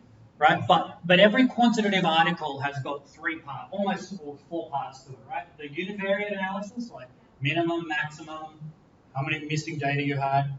The bivariate analysis, which is basically just the correlation matrix, correlations between the variables. And then a model, which says, this is our outcome, like say, change in the election, which of the 10 factors caused it? Right? That's your third analysis, almost always, and then maybe a graph that says, look, I found this is what it looks like when you just pull it out, which are the pretty graphs you saw in the first bit. Good? And then and 600 words is enough to say, this matters because of a couple of sentences, and let me just describe the absolutely key points. And one of the reasons I'm doing this, I mean, you're like, why 600 words? You would not believe it. As I become an academic and as you get older and older in life, people want to listen to you less and less. And in fact, you realize that no one ever wanted to listen to you a lot ever. Right? You've got to be incredibly succinct. So that's why it's 600 to 1,000 words. Yep. And you help yourself by doing that. When you cut to the chase, you actually help yourself think. Good? Yeah. So, yes. Currently, we just need to use same variables. Yes. As exactly the same variable. Yeah. You can go further. I am not stopping you going further. You are welcome to, I will reward that with, if you do it and you do it well, I will reward that as, in grades and whatever. There's no expectation of it. You can get a HD by just doing what's asked here. But if you want to go further and it's in your interest, we want to listen to you. So I'm not saying don't, but I need you to at least replicate it. And I'm also saying I don't want to break you, so you don't need to go any further than that. Yeah? But feel free to go further. It's just, some people really get into it, right? You might fall in love with it, spend your whole break on it every weekend, evenings, obsessed with it. It's great. If you do, okay, good. But you don't need to pass or to get a good mark. We good? Useful? Feeling structured? Okay, can I get Can I get green stickers up if you're feeling generally comfortable with the structure of the course and the assessment? Yeah? Oh no, it's... Okay, I see lots of green stickies. So, okay, these green and red stickies actually have another purpose, which is when we go for breaks, we're going to do something fun, which is you're going to write semi-anonymous feedback. You can write one good thing that you like about the class that you'd like to keep, that's been done so well so far. Could be about the assessment, the content, the style, whatever. And one thing you'd like to change. And we'll just put them up on the board here. This is not reflecting on you. It's just useful to get feedback. So just take a couple of minutes, put them up there, and then we'll take a 15-minute break. Is that good? Just 12 break? Or 10 minutes? However you want. 10? 10. We'll be back here like 10 to 8. Yeah? Good?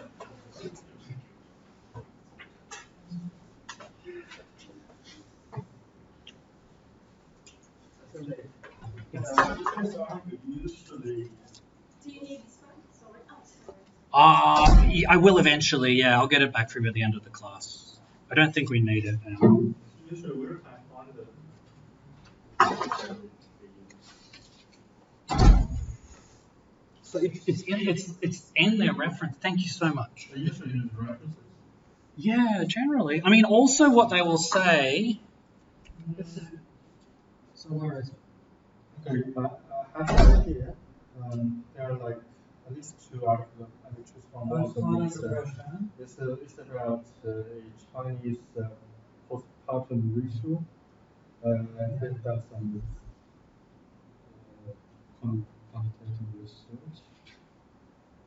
Okay, so usually will be one of these, right? Well, yeah, so that's a good point. How do you read an article and find it? So let's just look around. Also, I would read the abstract, and I would look, and then I'd probably move to the method section and see what we think. Joe designed the rest of the nutritional science method total. So one of the things you should know, right? Census on depression, there's going to be ethical issues about sharing it publicly, right? So it still might be public, but you don't know, right? Because there's going to be anonymization. 300 times survey, 6 to 8 weeks postpartum during the end of it. Oh, yeah, okay. No. No, that's using a scale, yeah. Right. So here's the results, okay. Okay, so then let's go to the methods. For credible review and improvements to show your China announcement, special studies conducted between the social mid sample postpartum, yeah. Well, the design approach where you're with study instruments include this, scan age, instruments also created gravity, master practice,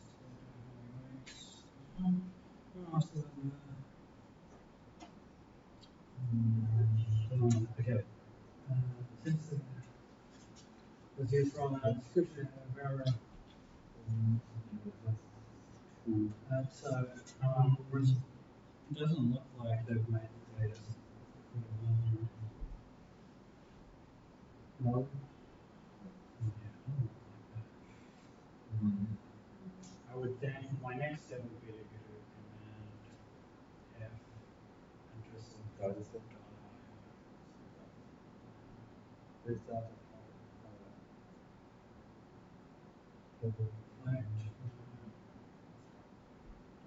no. Okay, I would also try to just try download maybe. It's simply they've done their own. Yeah, they've done their own study independently. Okay. So this is what's hard. It's good. Yeah. Yeah, but if I go into this direction, say even this not about Australia, Could be anything. And I don't care at all. Yeah. I don't care about the topic so long as you're interested in it.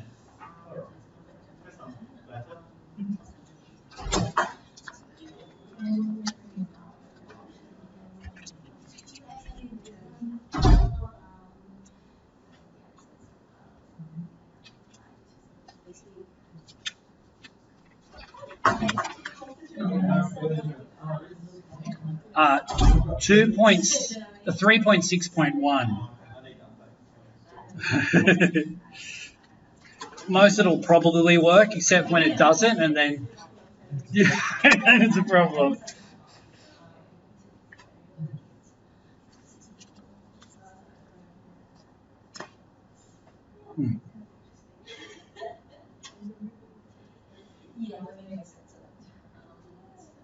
You're moving to Switzerland. You told me this, but yes, that's incredible. Yeah, so we're moving to Basel. Basel, and Roger Federer also lives in Basel, so she's Yeah, he lives in Basel. Yeah, because he apparently grew up there, and he sort of like goes back there. Oh, no. Like his family's there.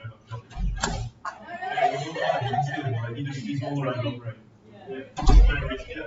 I mean, I think he's probably there more than Monaco, honestly. Yeah, he's only lives in Monaco for tax. He's in Belgrade all the time, way more often, I would say. No, my friends did, but I just, well,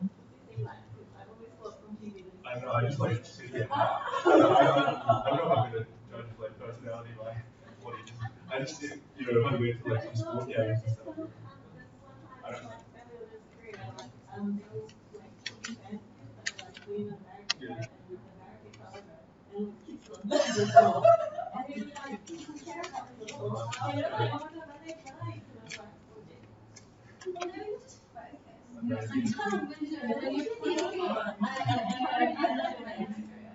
I don't think his body is what makes his money.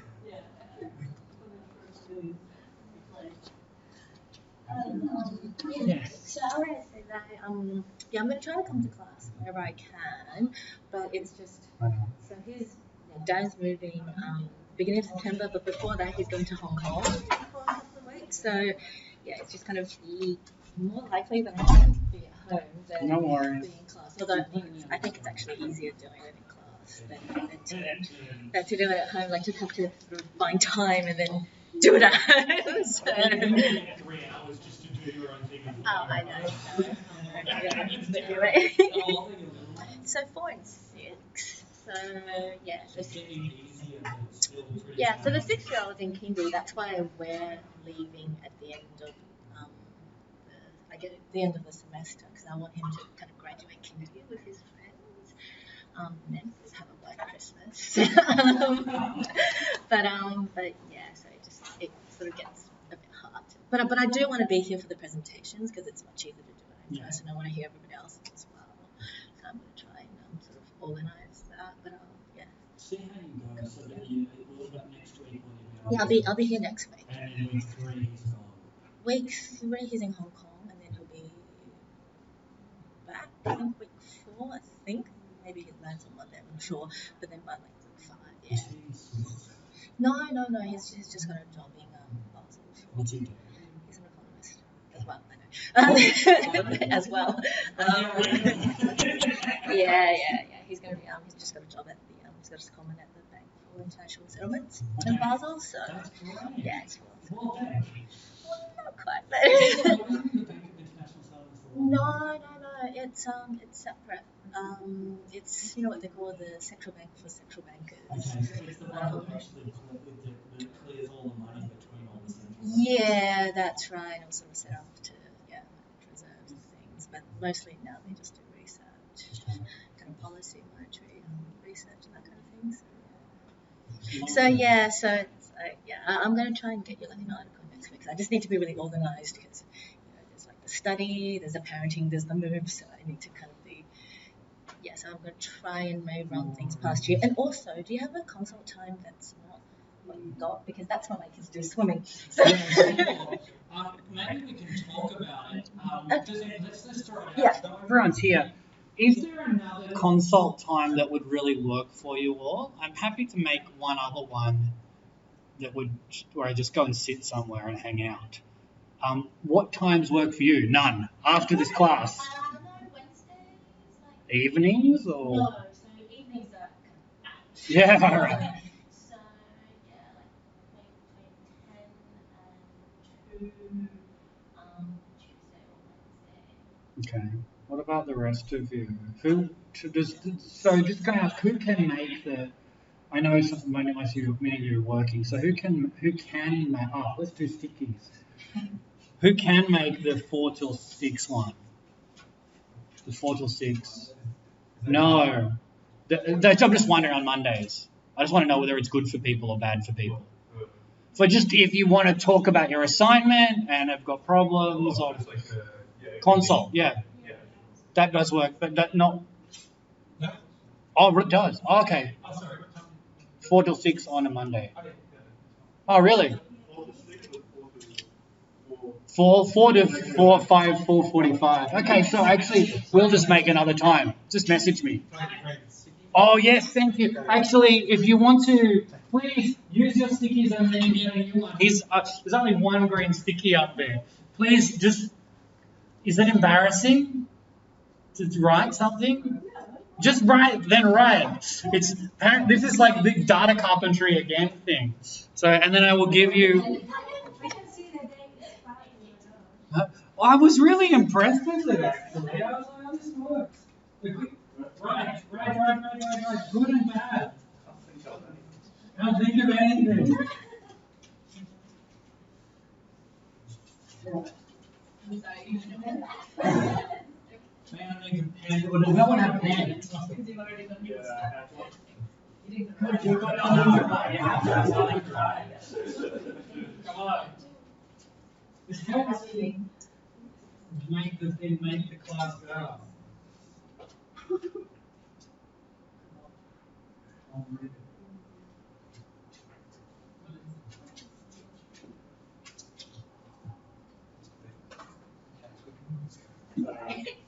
Yes. Another silly question maybe. Can I use my father's article? You could use your father's article. I don't really care. Can I ask him what data set it was? Actually, I mean that's the other thing. I've got 2 data sets of articles I've published that I can actually give you the data for as well. They're not the archive. Huh? They're not the archive. What's the archive? No, the archive. Oh no, I cannot give you the archive. In fact, I don't have the archive. I did them in one in SCS. Did I do one in SCSS and one in Stata, I think. What if you start working and then, towards the end you discover that actually somebody has done a similar exercise and they put the archive up? But you didn't know about this. I'll believe you. I mean, you will have talked to me about it in advance. I mean, also, you can tell when, because there are like a million different ways to write our code, like you can do the same operation in 15 different ways, chances are that plagiarism will be relatively obvious. Yeah. Okay.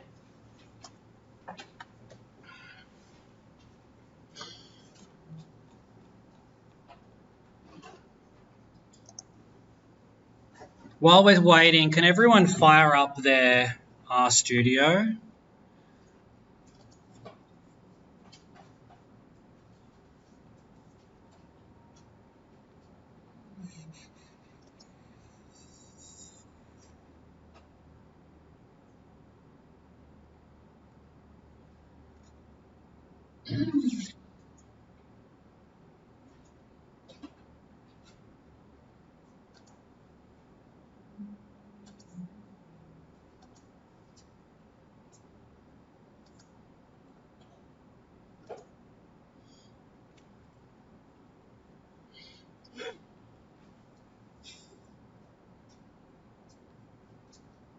One of the reasons why we do the live coding. So, has anyone else got it? Oh, you are writing. You're awesome.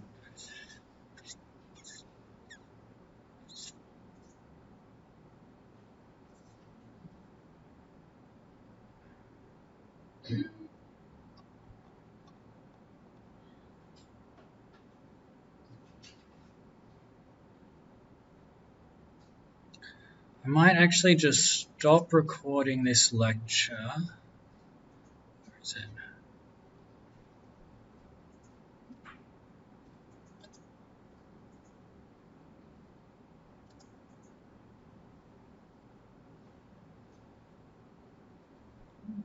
I'll stop. Okay, I will read and give feedback on that later. So this is the main lesson today. So what we are going to do in this class, talk about quick one, why do we use RStudio? What do we do in our breaks? How do we just get started doing projects and scripts and data? How do I run some simple commands? You probably remember, but I'm just going to do them anyway, and we'll make sure. And then how do I manipulate data frames and open new data sets? And what we're actually going to do is learn how to import that Guardian data set, which I've already got ready for you.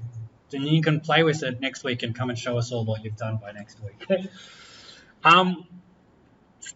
But let's start going through. So I think we need to start by just asking why the hell are we doing this? Because it's going to hurt at various points in time, right? Why use R? I would say there are three big reasons. One is it's free and open source. Actually, nothing is free. Every time it breaks on you, that's it not being free. You just pay in different ways. Honestly, the reason I use R is for two reasons. I have two personal experiences, right?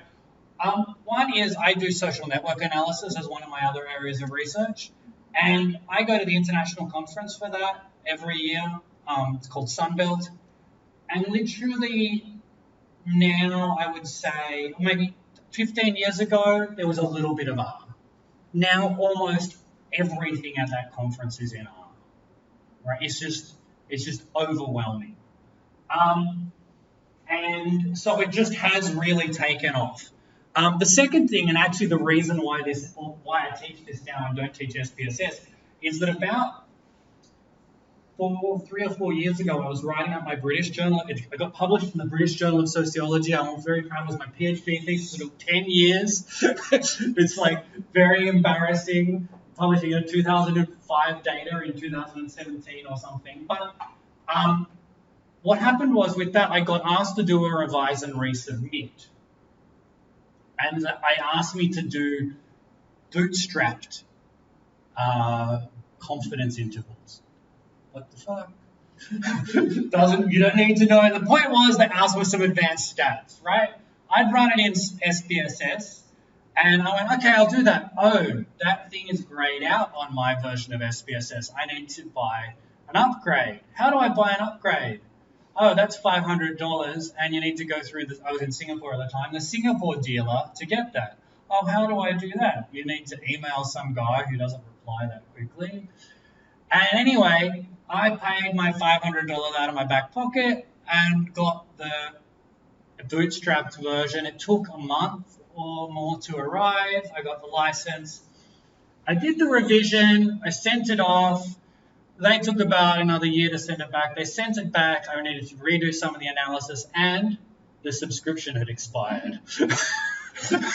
And it was at that point I decided to use R. I kid you not. And also to teach students how to use R. Because there was no way I was spending another month arguing about it. It turns out that there are other reasons, and I think this is worth looking at. This is from last year. These are the annual licensing fees for base SPSS, standard, professional, and premium. This is the one with the really good econometric stats per year. Now, there are ways to get discounts. We can all get the student version for $50 if you want. There are the educational version for 6 months. You can get your boss to pay. It's point and click. There are lots of reasons why you might be able to get the 10,000, and actually it probably is worth it for many organizations. But you can't guarantee that's going to be the case for you all the time. Or you can't guarantee that it's not going to have to be bought through a second reseller, etc., like I had. The other thing is that it has advanced models. So no matter how good SPSS is, none of the models at my social network conference could be run there because they're not built for it, right? Literally, there are top programmers and the top computer people in the world, or top mathematicians, top statisticians, top social scientists in the world who are writing the packages all the time for R. You know, they will publish the latest article, the package will be there to download, the data set will be there to download. SPSS may implement it if it becomes a very popular method. The last one is that it's really growing in popularity. this is the actual, there's an article which is, you can go and look at, it's got tons of them about job advertisements and everything. But this is actually publications, it's an exponential, anyway, this is from 1995 to 2016, I think. And this is the number of publications published in academic journals by SPSS, and you can see it peaked in about 2009, and it's really dropped off. And if you zoom in here, R is really taking off.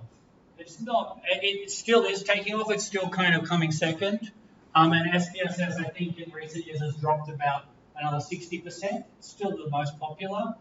But I just want to say to you, we're doing this because it is the second most popular and the most flexible, and it's easy, free to use. And the other thing is, I'll just say, you learn how to program. As you do this, you actually learn, it's like learning another language, like learning Italian or learning, and in doing that, there is a whole nother world that opens to you of just automating your data, of data scraping, of, the big world of big data and all these sorts of things, that whole language, which is actually separate from statistics, but you've got to get on top of these two worlds to get into R. So I think it's pretty wonderful.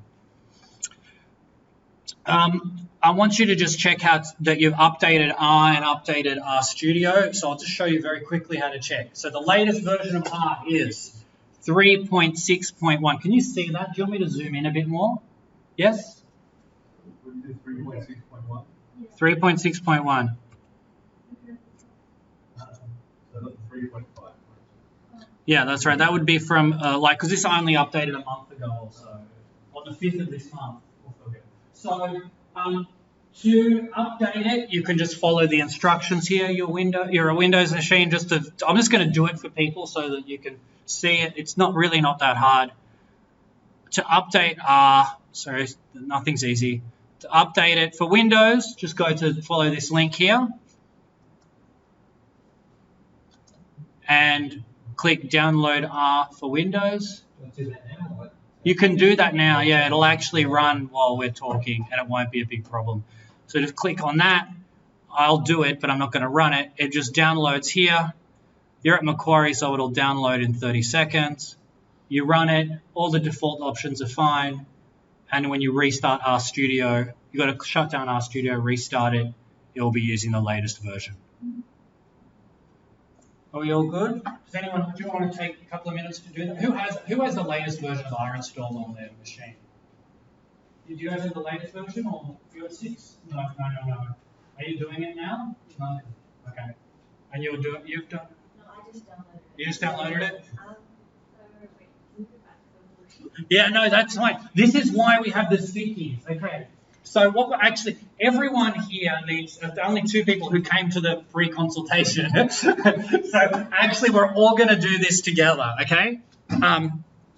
All stickies down, and so we are now on the page of methods. I'm just going to go to methods 101.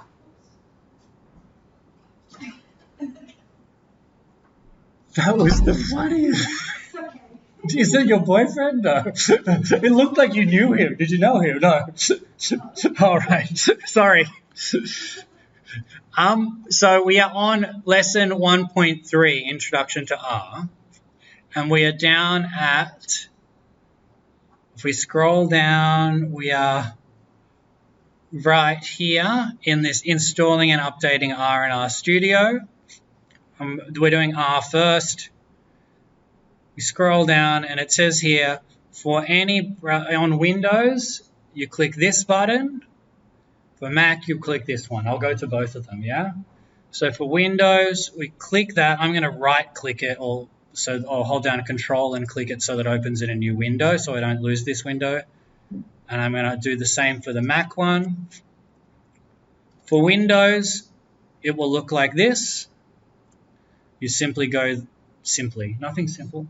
You go to download R to 3.6.1 for Windows and just click on it. Not just, you click on it and it will start opening down here.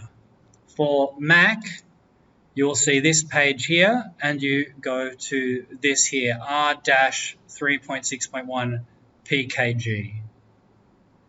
Do the same thing. Click on it, download it, and we'll wait for everyone. Is it downloading far? Is it downloaded? Finished? Nearly. Is yours downloaded? Oh yeah, I did that a few days ago, so I've got the link. Oh, okay. You're downloading? Yours done? Downloading or downloaded? Downloading or downloaded? Okay. It's like the first thing when I search the answer. So the smoky. Yeah, I can smell it. Oh, because the windows are. It could be. Is it eye week? Yeah. I think the smoking area is bright. It's probably also the cigarette. Is it cigarettes?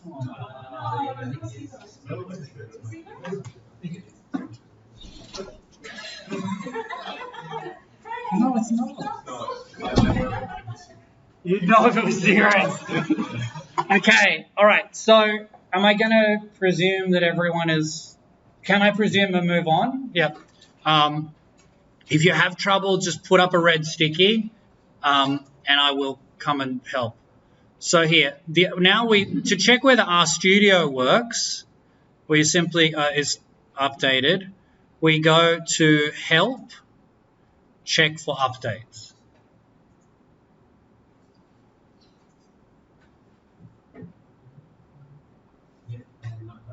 That's all right. So I'll hit check for updates. I'm using the newest version. That's fine because I updated this morning probably. But if not, I'll just show you what to do because I've got the instructions on the Methods 101. So for here, you can simply go to rstudio.com products RStudio download. What I'll do is I'll show you how to find that from the very front page of RStudio. So if you go to rstudio.com,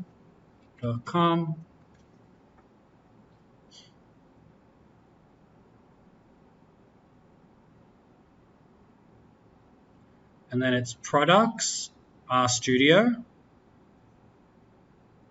Who needs is on products RStudio? Then are we following? Yeah. Okay, we did a lot of customization with Yarn. Yeah. So that's to me now. I think we're going to lose all that. I don't think you will actually. No, like you made the colors and all that sort of stuff. I'm not going to do a lot of that. Data carpentry advises against it. I kid you not. Anyway, here, so scroll down to download RStudio Desktop. And then the free one, RStudio Desktop Open Source License Download. That's what you'll click, and it will download a file for you. Oh, then it goes down here and you pick Windows or Mac for all of you.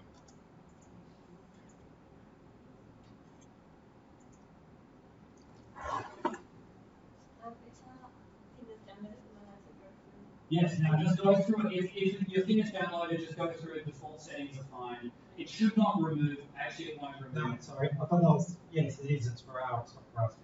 But you've got RStudio as well, but it actually won't remove it. The good thing is, the way that both of them update looks a bit stressful, but actually it's not. It's actually quite good, because what happens is you just go and download a new version of it, go through the front section of it where you say yes to everything, and then it runs, install, shuts down, you just reopen RStudio, everything is loaded. And it's kept all the settings for you, and it's recognized the new version of R. So there's not actually anything, once you've gone through that installer, it's fine. And it's kind of check how you both going, where are you going to? Great. And how are you? Oh, okay. I'm going to use it. Green stickies up when you're done. Green stickies.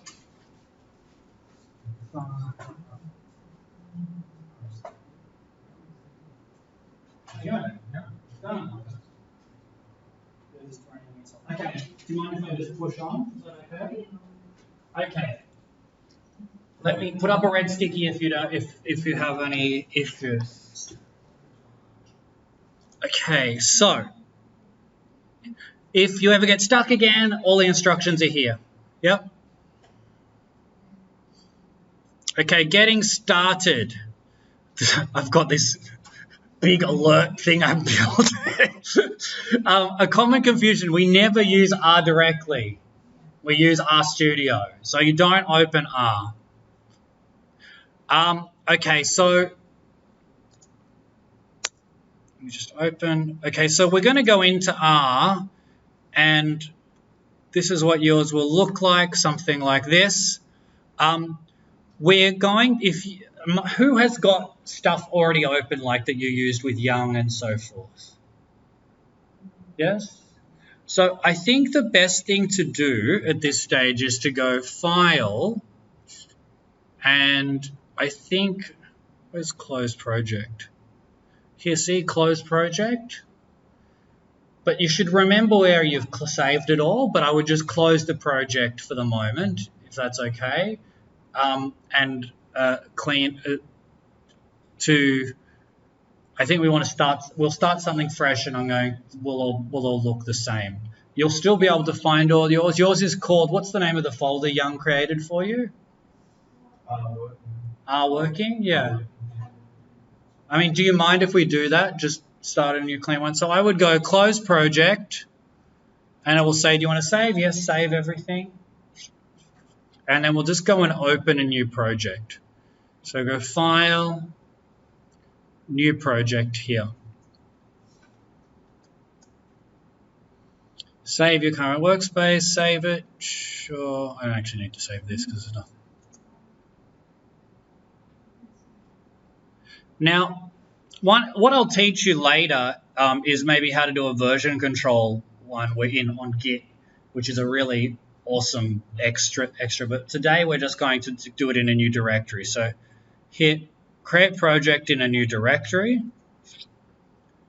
and a new project. Tian, do you have is yours installed yet? Okay, so you're following? Everyone following? A new project. And then create a directory. Where you want to create it is up to you. I am going to, generally if you create it inside of a Google or a Google Drive or Dropbox folder, there'll be a bit of a clash between RStudio and the Google Drive trying to access the same file. So I would try and make it outside there, though there are also ways around it. So I will just put mine in, I think, Documents. And I will just double click on that, go into Documents, I'll say Open, and I'm going to call mine 832 Practice. And I'll hit Create Project. Yeah, but you can call it whatever you want.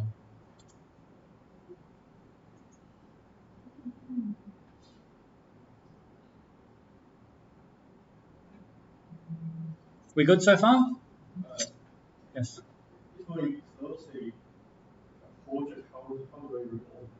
How do you reopen it? Now, do you know where you saved it? Yes. Okay. I'll show you. Can I show you? Well, basically, the way you reopen a project is you go and find wherever it was. So in this case, I'll just show you. If you're on, you can open it from Windows or from your file manager. So, and you just simply go and double click on it. So I'm going to go and find the one that I've just opened now. You would go to Documents. Where did I put it? No, where did I put it? I put it in Documents, 832 Practice, and I would just double click on that r.proj file. You might, yeah, and then you can open your past ones. Yeah. But what I want you to do in here now, I'm just going to show you some good practice that I learned from data carpentry. So to create create a couple of folders to save things in. So create one called Script. I would just call it Scripts lowercase. Okay, so what I've done is I've clicked the new folder button, and then I've simply typed in here Scripts. I'm going to also type in data or data. Sorry, I'll make it bigger. Yeah. So what I've done is hit New Folder on the Files tab here. I'm inside of my folder here. So if you can see here, inside this Files tab, it is like a Windows Explorer. Yeah? You can go to Home, and then inside of that, I've got the 832 practice. In here, I've then hit the word New Folder, and I've created one called Data, and another one called Scripts. And you might also create one called Figures, which is where you can put your images and so forth later. It just can be a way to keep all of your junk organized, yeah? Because it can get, as you know, it can get very messy very quickly. So I have my environment side here. How did you get the environment tab? So you don't need the environment tab at this stage. Where you've got them in a slightly different order. Well, I've only got two windows. So I've got the console window, and all I've got is, so I don't have that. Okay, so I'm just going to go, so if we go up to View, then you can go to Show, Files, Plots, Packages, Environment, Viewer. So I would hit, I think you want to go Show Files.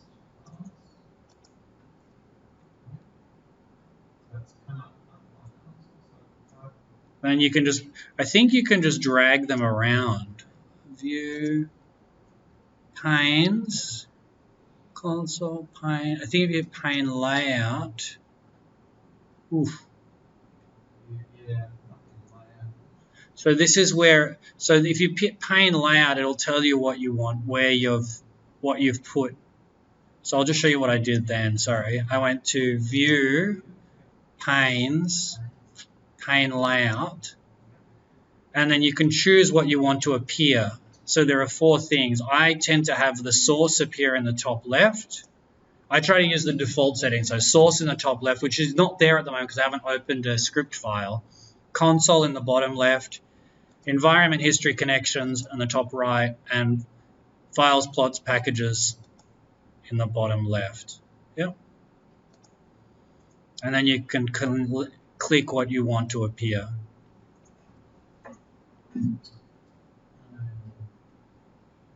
Are we good? Any red stickies? All green stickies? Okay.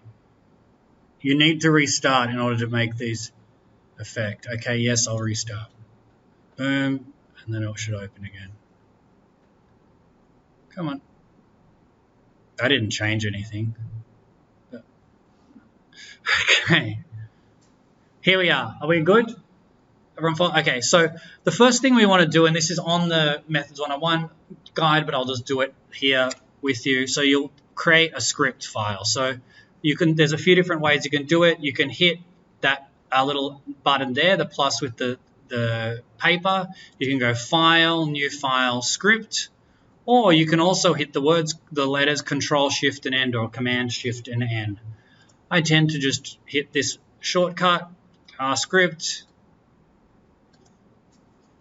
Comes up the top here, and then we want to save it just to back ourselves up, and so we'll hit the word Save Current Content,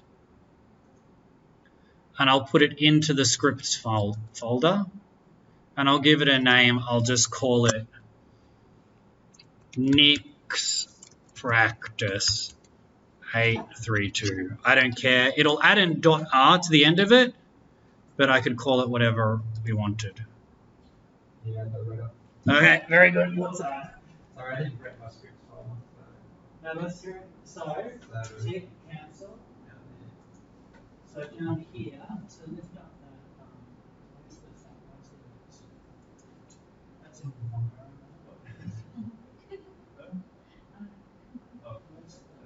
This file. See files here. See new folder. Scripts. How are we going? Good. Good.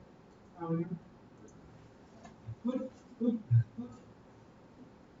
Good. Gentlemen. Good.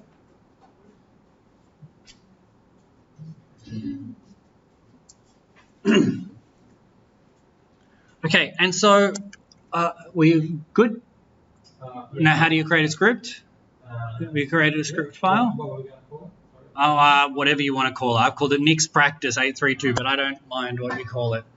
So, and then we can just, I mean, the classic thing that they always do in computer programming is to do the print hello world. So we can just type in print, and then in inverted commas, hello world, and this is the computer will talk to us.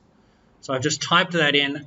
Why? Because I want to tell me, why do we use the script window? Why don't we just type it in down here at the console, down here? Yeah? Yeah, we can save it, that's right. Well, yeah, there are lots of reasons, but it allows us to save it, allows us to see it. We can write a whole program up here. We can have multiple ones. So yeah, all those reasons. So we write it there, and then we're going to run it. Now, we could run it by pressing the run button here, but actually there's an even cooler thing to do. Control and enter, my favorite, or command and enter on the Mac. You don't even need to select the whole line. You could just select anywhere on the line. Boom. And down the bottom here, we see one hello world, which says it's a vector. It's probably a character vector that it's returned. That is in position 1, it has the characters hello world. Beautiful. Good. And you can go back and save that because the save button is.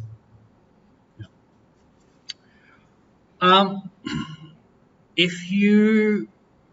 Okay, is this sort of level of revision useful for people or not? Or is it too fast or too slow? Good, good, good. I think it's okay. All right. So what we're going to do, I'll try and remember what I've so that I'll just keep this open. But we're going to run through a few really some of the fundamental things in ours. So let's just firstly look around this window to see what we've got. So I've got it organized in this way. There are 4 windows in R. You can pick where you put things. I've kept mine on the default layout. The big things are what we've got. First of all, here we have the script window, which we've just talked about. You save it with this button. You can search within it with this button. So you can actually do a find and replace. We could replace print with, I don't know, save. Not that that'll work. And then hit replace. No more occurrences. And it's replaced it. It's an incredibly dangerous function that I never use because things always go wrong. But then we'll run that and it says, oh, error. The object hello world was not found. So actually that didn't work. We got an error because I don't think there is, that's not what the function does. So I'm just going to go back and change it. My point was we learned how to do a find and replace. Very good. We can run it with that button there, but I hadn't selected it. So that's good. Down here, the console, what we run comes out in blue next to one of these little greater than signs. The results come out in black without the greater than sign. One of the things that you will be able to tell when there is an error, there are also different ways that you can get errors. One of the fun ways you can get an error is you forget a bracket or forget to complete a line. R reads whole lines and works out when the end is, but if it realizes there's still a line going to come, what does it do? Anyone know? So let's do it. I'm going to hit Control and Enter, and it will just run this line. Oh, it ran the whole thing for me. I didn't want it to do that. I'm just going to hit Control and Enter again. We get this plus symbol. See down here? That means keep going. It's like an Australian finishing a sentence. They go up at the end. It sounds like a question. It's not. No. That's what my partner is from Singapore. She complains about it all the time. Australians going up at the end of sentences. But anyway, yeah, it's like I'm waiting. Now, there's 2 ways out of that. You can hit a close bracket and run it, or what you can do is hit Control Enter, and then you can just hit Escape. Let's go down here and hit Escape, and it will just say, all right, forget it. We'll work out what was going on. Rerun it again. Good. This is one of the common typos you're going to find. So, okay.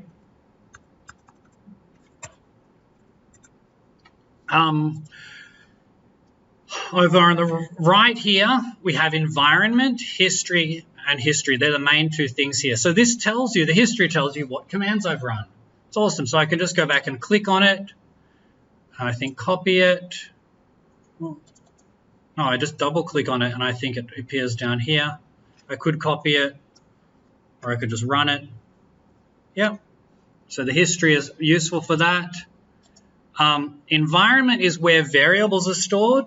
So we might create a variable called A, which is actually called an object in R. I don't know why anyway, we called an object called A, which we might store hello world again in.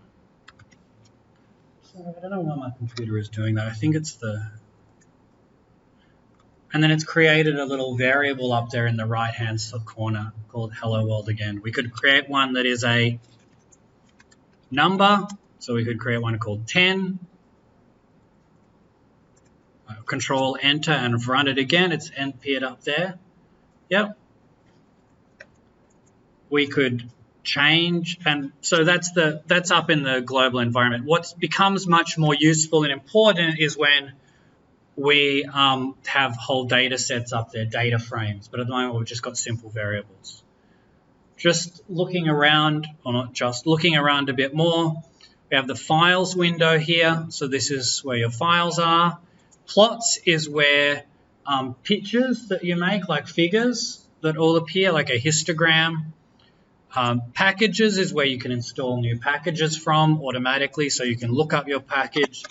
One of Young's favorites is SJ labeled, so you could tick that and hit install, and it would run the install function. We're not going to do it because it'll take a while. Help is where you look for help, so we might say, tell me about print. You can hit that, and it will show us the important things about print. The big thing that you use the help menu for is for the arguments, which are arguments of what goes inside the brackets here. They're the different parts of the command. So print has the argument X, which is the object, in this case hello world, that it's going to print out. But you can also then tell it a whole lot of things, like how many digits to print, what to do about NAs, whether to justify it, left and right, all these other things. And every R command has lots of arguments, generally speaking. And help can be really useful for finding that. How did I do that? No, so that's great. So I just typed it in here. So in the top right-hand corner, I typed in the words print, and it came up. Yeah. You can also do the same thing by using a question mark. I'll look for a different one because you won't see the difference. If I hit question mark and then save and run that as a command, it looks over here and finds that. The other way you can get help is hitting double question mark and hitting save. I'm going to tell you I don't actually use this, but this does a search for the word save. For some reason it doesn't appear anywhere, even though there is a function called save. I don't know why it doesn't appear in the search results. But let me just ask you, what's the best way to get help on R? Yes, correct. Remember that, Google. So let's just go, and I think we just should pretend for a moment, this is one of the exercises I'm going to want you to do, is go and just try and find help. So how do I think when you're getting help, remember there are two parts to getting help, right? One is working out what question you'll even want to ask, right? And honestly, that is actually very, very hard. If you know, you now know the word variable, right? But if you didn't know the word variable and you need to say, how do I find characteristics? How do I put a characteristic on a person? Right? Your Google searches would be in R. It would be very confused, right? So you're searching for that word variable. Well, you're going to be doing that with lots of different commands. And so I just want to encourage you, you type that in Google. How do I save I'm going to say save a object in R. That's using a lot of jargon already. I've used the word object, save, And we've found a few different places here.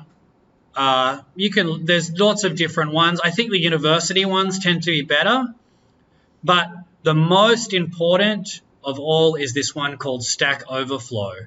And see how Stack Overflow comes up in Google? It's amazing.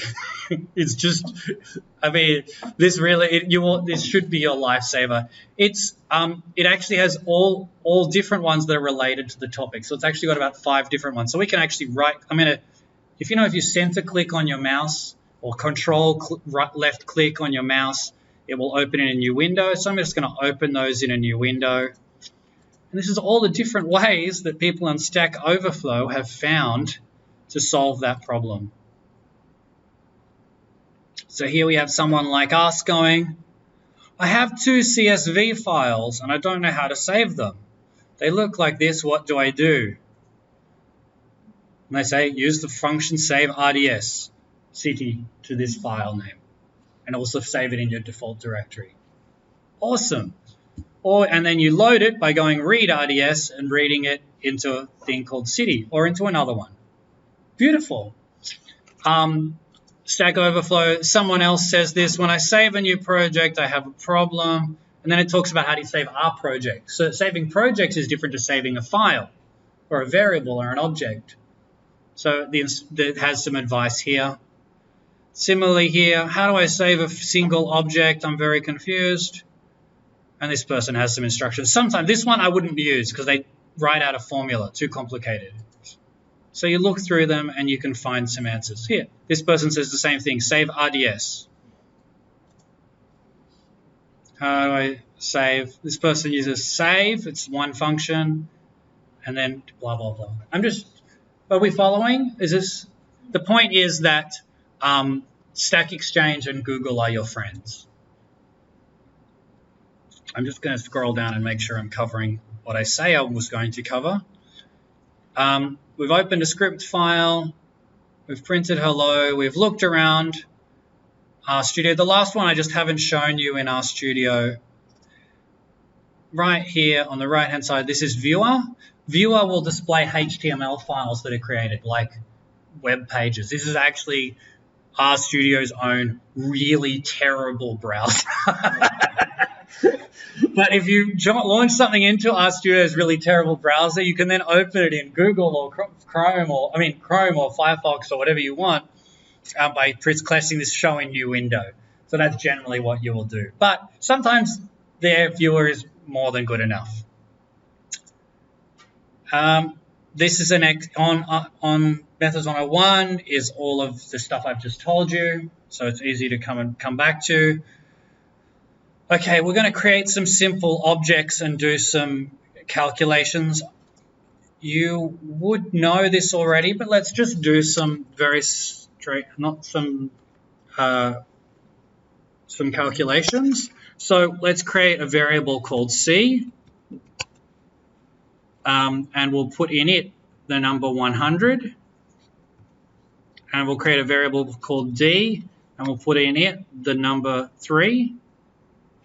And actually, those have not run yet because I didn't run them. So I select them. I've gone back and held down Shift, and then pressed the down key and selected both of them. And then I'm going to hit Control and Enter. And we can see that they've appeared over here on the right-hand side. Yeah.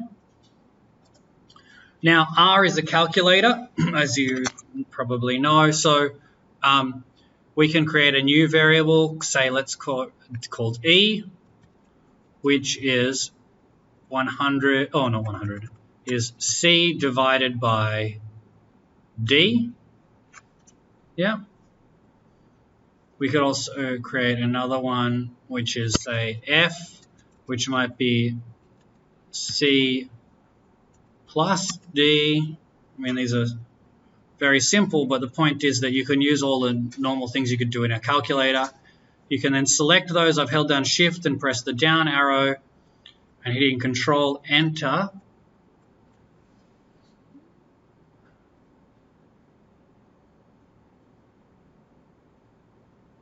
Sorry, let me just...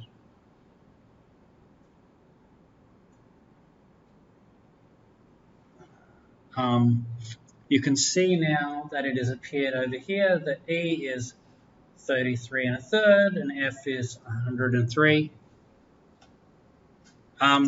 You can also do basic functions, so you can some are like square root. You can do SQRT of 100, and that will, if we don't put that anywhere, it will just come out in the console. So Control Enter. 10, the square root of 100 is 10. 10 tens are 100. We could also put that into a variable called G and Control Enter. Am I going too fast? Any red stickies? Red stickies down. Is this good pace? Yeah. Good pace? Are you typing or looking at it? Should we type in? Yeah, no, it's just that I didn't understand what the last one. Okay, so SQRT stands for, is the command R uses for square roots. Okay. So what number do you multiply by itself to get this number? So the square root of 100 is 10, and so we could do a similar thing. We could say, what's the square root of 9? Or what's the square root of 4? The square root of 4, same command. What's the square root of 4, anyone? 2. And it's 2, right? And we can do square root of 9, which is 3. Boom. Yeah. But we can also do lots of other functions in here. We could do things like, I think this will work. We could take the mean of our variables. So we could just do mean of, I think this will work, C, D, E. Will it work? So C is 100, D is 3, and E is C plus D, 103. That doesn't look right, does it? I've done something wrong.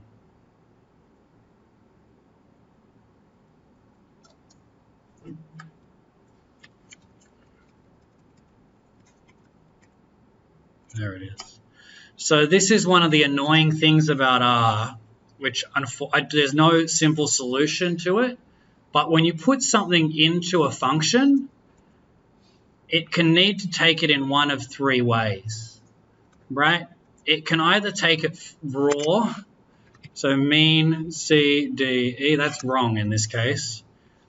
It will take it inside of inverted commas, so you might need to do it like this, C, D, E, that's as a string.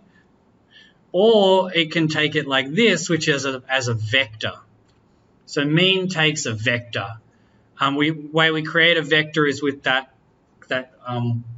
this function called C colon. So I'll just show you what that function does. We can do it in 2 steps. Again, I don't want to overwhelm you, but let's just look at how this works. So when we're using R, and the way that you know which one to use, Google and the help file. Unfortunately, there's just no way around it.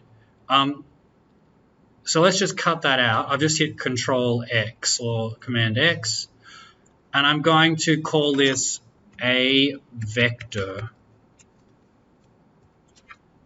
right? And we're going to create a vector. I will make it simple. 1, 2, and 3. So that is just numbers, yes? Or let's make it more. 4, 5. A vector. This is a function to create a vector. So it turns out, and this is explained on the website, that R has some fundamental data types. The main ones we simply use is the data frame. Is there anyone got, what questions do you have at this stage?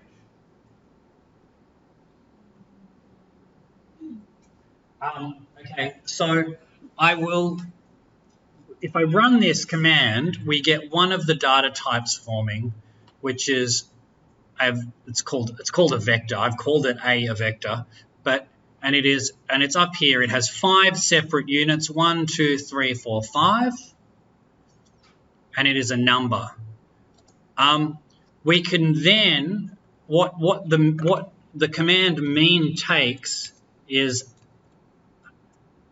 something that is a vector, which we could pass to it as just that name vector, that object. So we're passing the vector to it. Does anyone know what the mean of 1, 2, 3, 4, 5 is? 3, right? So we go mean, and it will give us that. We could also do exactly the same thing by actually giving the data inside of that C function, and it will do the same thing for us. It'll create the vector, and then it will calculate the mean of those numbers. Are we following? What questions do you have? Okay,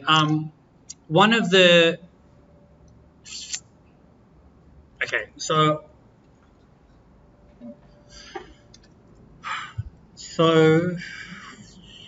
I might go back to the website for a second.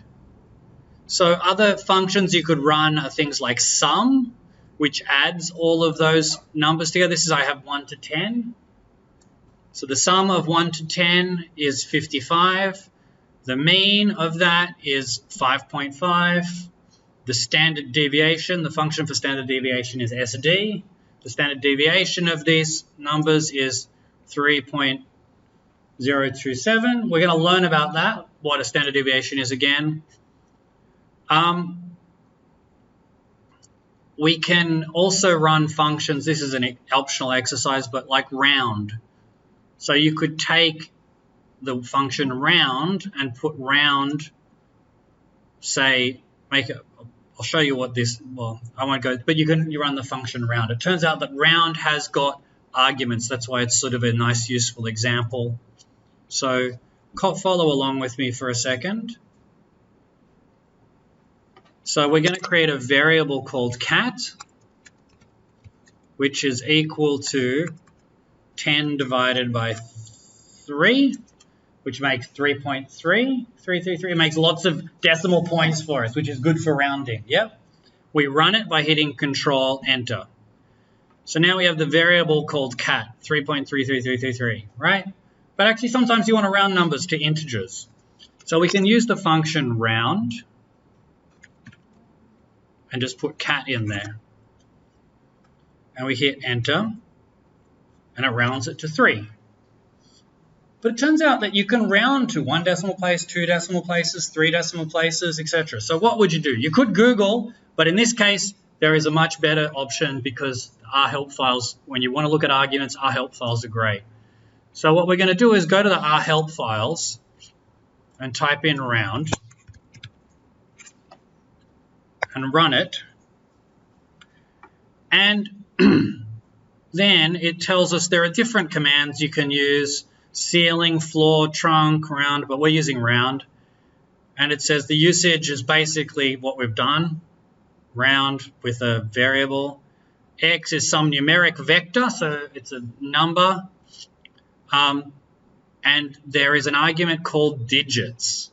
Digits, an integer indicating the number of decimal places or significant digits to be used. Negative values would make it significant digits, I presume. And then down at the bottom, it'll have some examples.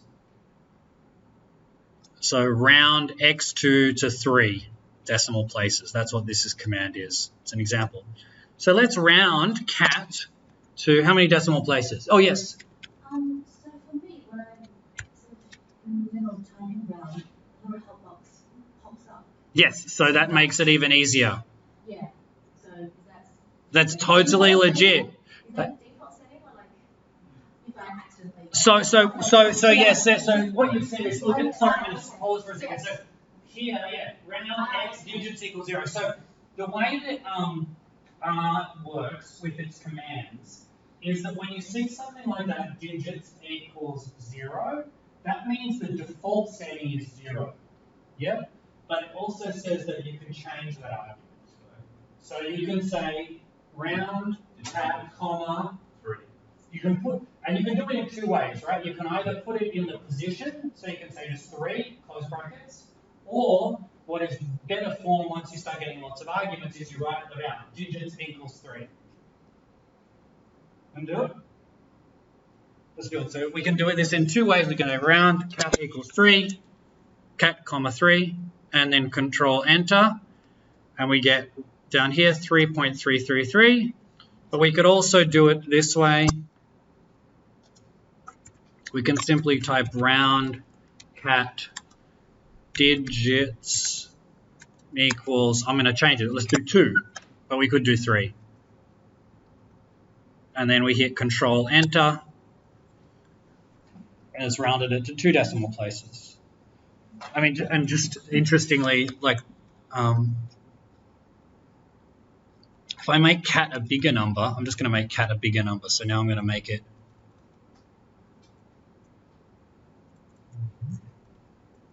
I think, like, what's cat now?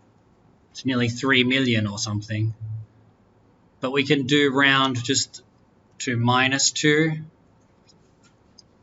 And now it actually makes it significant figures. So see here, it's actually gone up.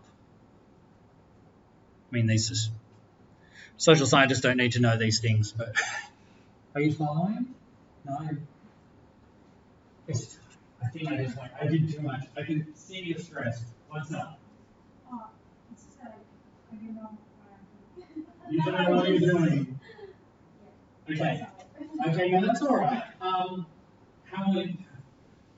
Good. Good. All right. Is it because I'm using these mathematical terms like rounding and two significant figures? I realize. I apologize. No, we don't do the 3 million. It's like 3 plus 6. It's like just add.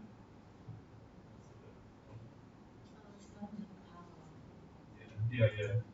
Okay, so you're getting things to the power of. So this is one of the fun things to turn off scientific notation. That Young has that as a setting. I do it. I'm just going to Google. So how do we turn it? So just what turn off scientific notation in R. I've searched for that before. Sorry. 2 answers. How to Stack Overflow, our best friend. We'll look at 2 answers in there. Yeah, options SciPen equals 99. There it is. So that basically means have 99 digits before you start going into scientific notation. I'll just show you what that does. So just to show you, this one is like that. So what happens if we do option SciPen 0? This is the, and then call cat. Oh, why is mine doing that?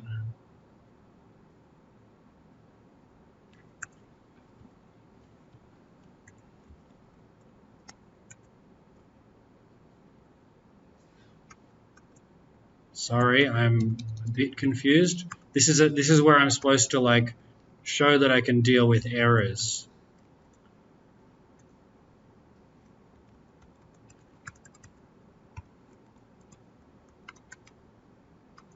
Mine's not changing. Why did yours change? Don't know. Because of the SciPen thing. But I can't change mine back. Anyway, there we go. Mysteries of R. This is basically to turn on and off scientific notation. Does anyone want me to someone want to explain what scientific notation is? Please. Okay, actually I know what to do. I know. If I divide this by a really big number, I think I'll start to get scientific notation. See that there? See how it's got e to the -13? What that means is take that decimal point and move it 13 points this way. So put 13 zeros in front of it, and then that's the real number, right? It's like multiply by 0.000000013 zeros 1. Yeah, and it can be very annoying if you have that because you can't read it. So if I type now this should work. So if I type cat, yeah, I get this ugly number here, right? Which really just means really, really small. Yeah. But if I turn SciPen, so I say option SciPen to 999 and hit Control Enter, and then run cat again, it gives it in human numbers. Yeah, which is a really, which seems silly, but remember when we got those, the reason why this is so relevant is remember when we got those p-values when we were looking at the first table? Yes? When we got those p-values, like when we were looking at the Guardian article, you will think a really significant effect, you'll get a tiny p-value. All of a sudden your statistics will look really ugly. You'll get a result and it'll say 3.2 e to the minus 15. And you get, what is that? Well, by using by using this function option SciPen 999, you get rid of all that ugly scientific notation. Jack. It's 999 would be the number of the digits. I think it is. I think it just means that it's the number of digits after the decimal point before it starts using scientific notation, which means we never want to. 999 means we never want to see scientific notation. Good. Okay.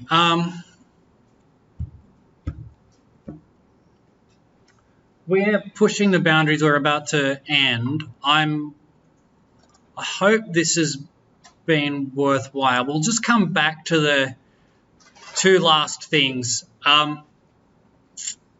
So I've got an example in here where I make a data frame. So data frames are the main way that we store and use data in for statistics in R. It is a data frame looks a lot like what I've got here. This is my bunnies. 2 of them died, and we've got characteristics of them. So each row is a rabbit, and they have a color, a gender, or sex, a breed, a weight, date of birth, and whether they're alive or not. Right? So what I've done here is this is how I could create each of those as separate vectors. So this is a character vector, which has got strings in it. This is a character vector. Actually, they are character vectors at first. This is a numeric vector because it's numbers. And this one here is a true-false one, which is called a logical vector. So we can take either true or false. In this one, there's 2 NAs. Does anyone know what the NA means? Not available, not Exactly. Missing data. So it turns out Celeste and Steffi were rescue bunnies. Steffi we found in a pound in Western Sydney, and Celeste was abandoned in Centennial Park. So we don't know when they were born. They can't actually pick up rabbits because they're wild as well. Yeah, but these are very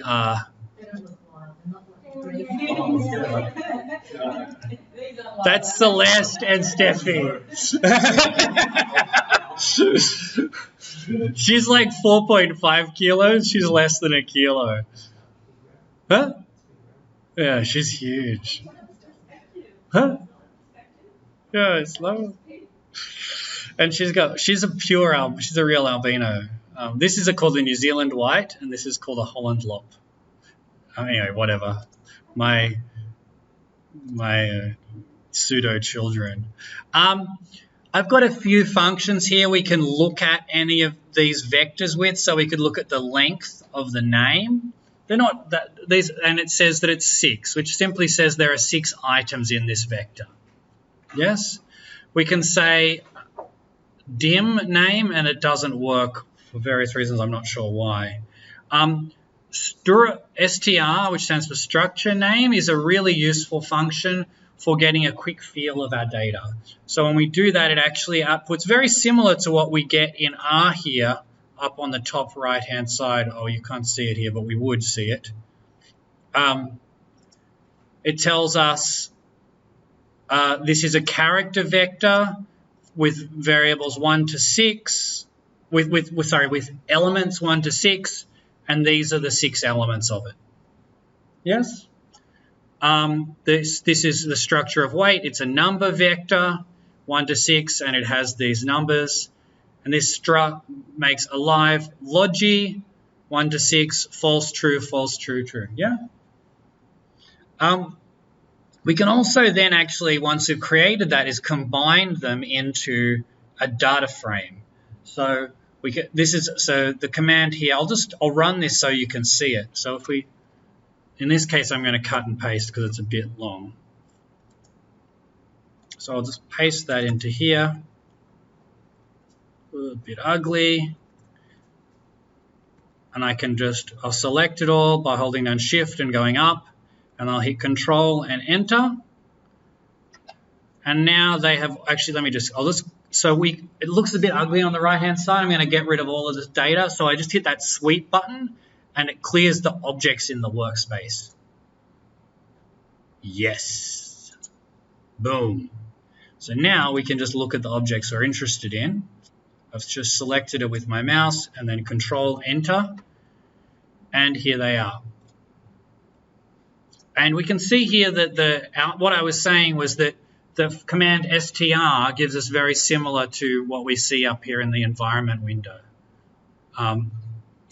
We can then run the command. We can then actually create a data frame with this command, which is rabbits and then each of the names. So hit Control V. I've just pasted that in. I'm going to select it with Shift and up, and then I'm hit Control and Enter and run it. And now it is created over here on the right-hand side a data frame called rabbits. And actually, it's done some funny things. It's transformed all our string variables into factors because it turns out that in statistics, strings mean nothing pretty much, right? But factors do mean something. A factor is we'll learn more about it. It'll become very intuitive to you. But if you can imagine, you have a data set that has, presuming we're just dealing with 2 genders, male and female. We have a whole data set that says male, female, male, female, female, female, male, male, male, whatever it is. If we converted that into R would do 2 things with male and female. It would call it factor, but underlying factor, that it does all underneath it, is actually has an underlying variable that is just 1, 2, 1, 2, 1, 2, 1, 2, 1, 2, 1, whatever it is, and it has a little link to that to a naming variable, basically a name that says that 1 means say male and 2 means female. And it does all that under the hood. You don't need to know it, but that's what a factor variable is. So then you find that to get labels function, and then it will tell you what male or female. That is generally right. I'm not sure whether it works exactly with this, because get labels, yes, but broadly speaking, yes. Yeah, it's that way, of course. That's right, exactly. Then you would get it. The main thing that is useful about factor at this stage is that when we run it in various models, R will know it's not a continuous variable or treat it like 1, 2, 3, 4, 5, 6, as in Steffi is a 6, so she is 6 times a shredder or something, right? It doesn't mean anything. It will instead say, each time we see Steffi, we see this. It treats them as what we call categories. So we've created now this data frame, and it has, it's got the same data, but it's now all organized really nicely for us. And it actually knows that now if we it knows that a row is a person, or in this case, a row is a rabbit. We can look at it by just double-clicking on the name rabbits here, and it will come up in the view window. Be very careful with view for large data sets because it uses a huge amount of memory, and R doesn't deal well with that. You can see down here the command that was run. It's view rabbits. Notice that's a capital V. Who knows why? long distance past, someone decided to put a capital V. But if you typed in lowercase view rabbits, can't find view. R is case sensitive. And we can see here the missing values are actually grayed out because they are really, it's not the word NA there, it is a very special thing. It is a missing value. Okay, I'm going to end now with just one last thing. We could import that data set so there's asides here about the different types of data. So we can think of, these are just sometimes useful to know. So any particular element, so like one cell in an Excel spreadsheet can have one of these 5 types. There's a few others, but these are the main ones. And it mainly tends to have the top 4, logical, integer, character, or numeric, right? And everything is always one of those. And then R has a whole lot of structures, which are like ways of putting together those elements, which have got these different names. You don't need to know all of them. The main one you need to know is that there are data frames, right, which is like a matrix or a spreadsheet. And the data frame actually has as its columns a whole lot of vectors. Each one is of a different type because vectors have got the property that they need to be all the same, just like matrices do. So a matrix is a 2-dimensional data frame, but everything has to be the same type. So it has to all be either strings like characters or all numeric or whatever. But a data frame, you don't really need to know this. A lot of this is going on under the hood. So don't be stressed. Don't think, oh my God, I've memorized this for the exam, whatever. I'm not going to examine on. I will give you model exam questions so that you can get a sense of what to ask, but don't feel stressed about it. This is a little bit of my overview of missing data, but you can, we've already talked about it. Okay, the last thing I've got here is that we could actually save that variable. So we could save, that data frame. So we could run the function write CSV rabbits and actually write it to our working directory. I'm going to finish in 1 minute. So I'm just pasting it here. And it has now saved it into a file. I probably should have put it into data. So what I could do, what I probably should have done is gone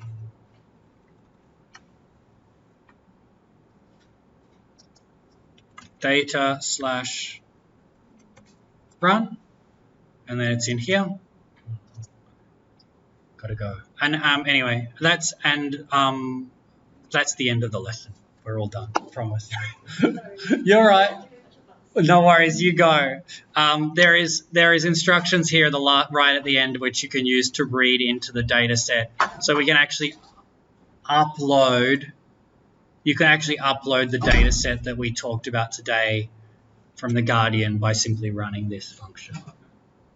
So I'll just show you so you can see it.